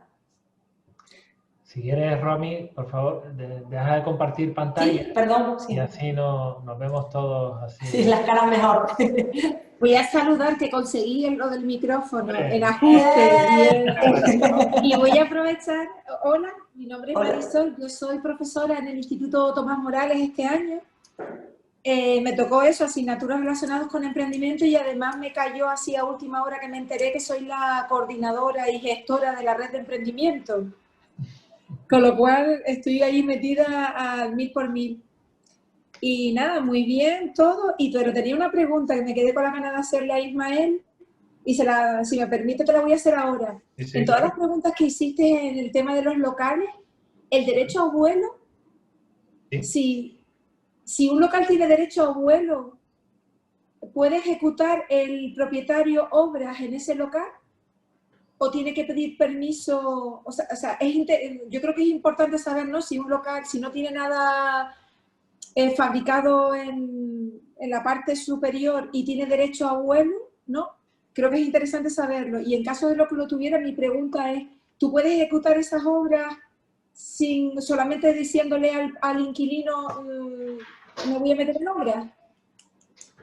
En principio, aquí quien pincha y corta es el ayuntamiento, que es a quien hay que pedirle autorización.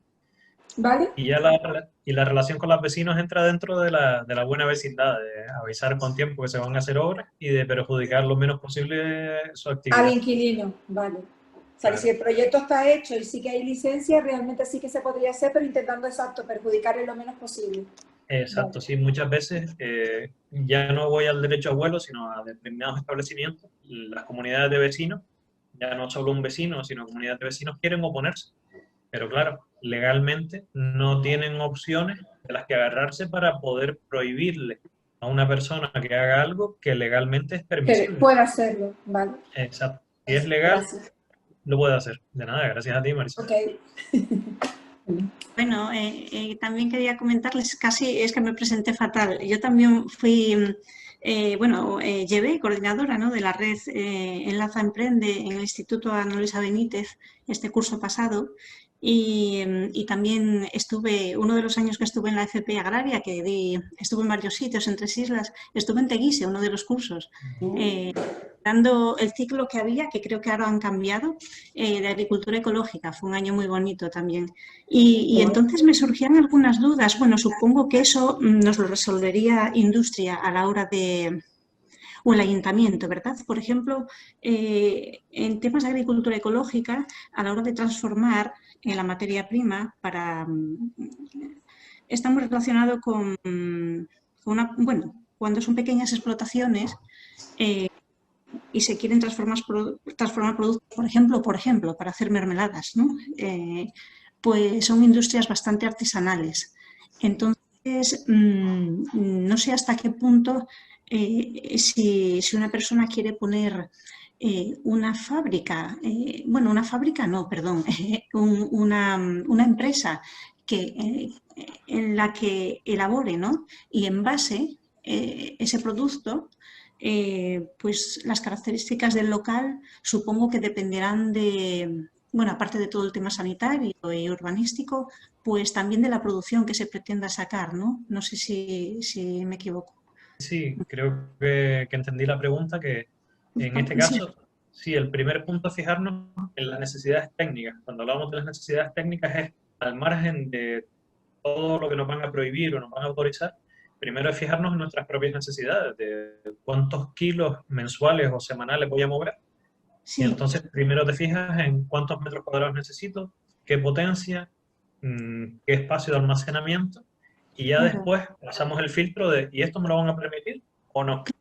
Claro, en base al tipo de instalación y de maquinaria, supongo que ya dicen si se puede hacer en un local, adecuado, pero en una ciudad, o hay que salirse a una zona de polígono, ¿verdad?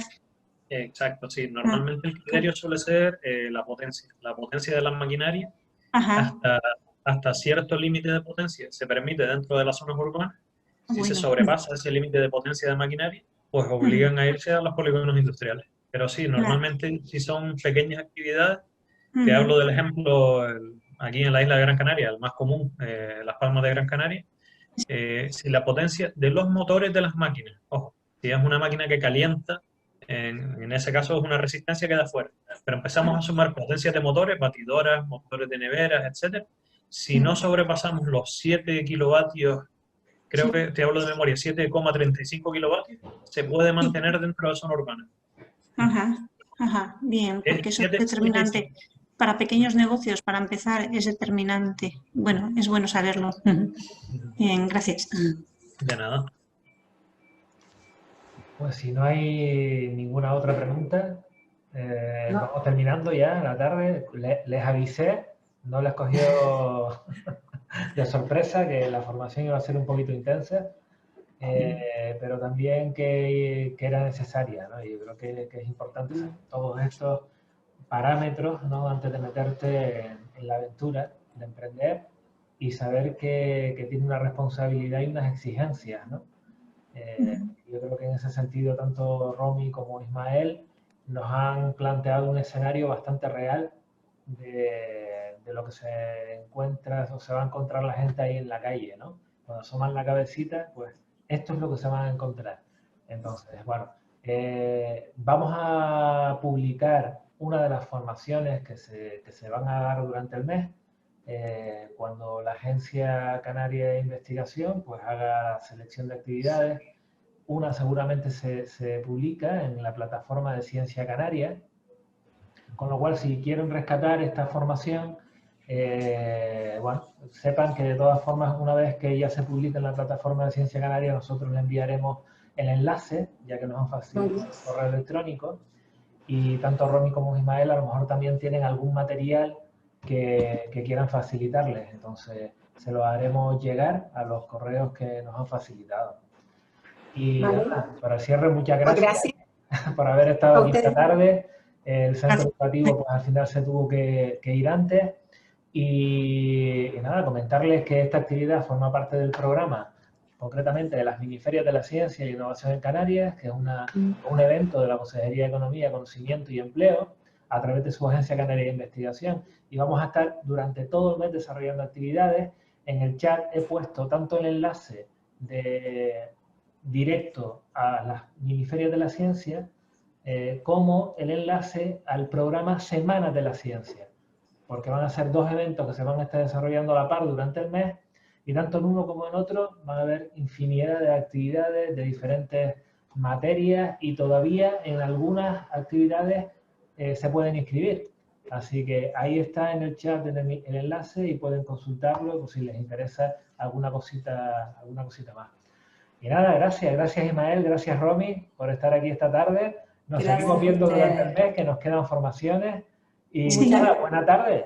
Muchas gracias a ustedes, gracias a ti Roberto por la oportunidad, y muchas gracias a ustedes por estar aquí acompañándonos esta tarde. Okay.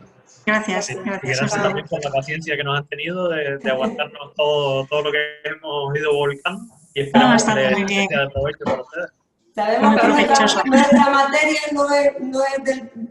A ver, no es esa risa de la alegría de la huerta, ¿vale? Lo sabemos. No es la alegría de la huerta, pero si yo les digo las que me hacen a mí, no les cuento. Llenas de artículos por todos lados. Muchas gracias. Bueno, Buenas tardes. gracias. Gracias. Gracias. Hasta luego.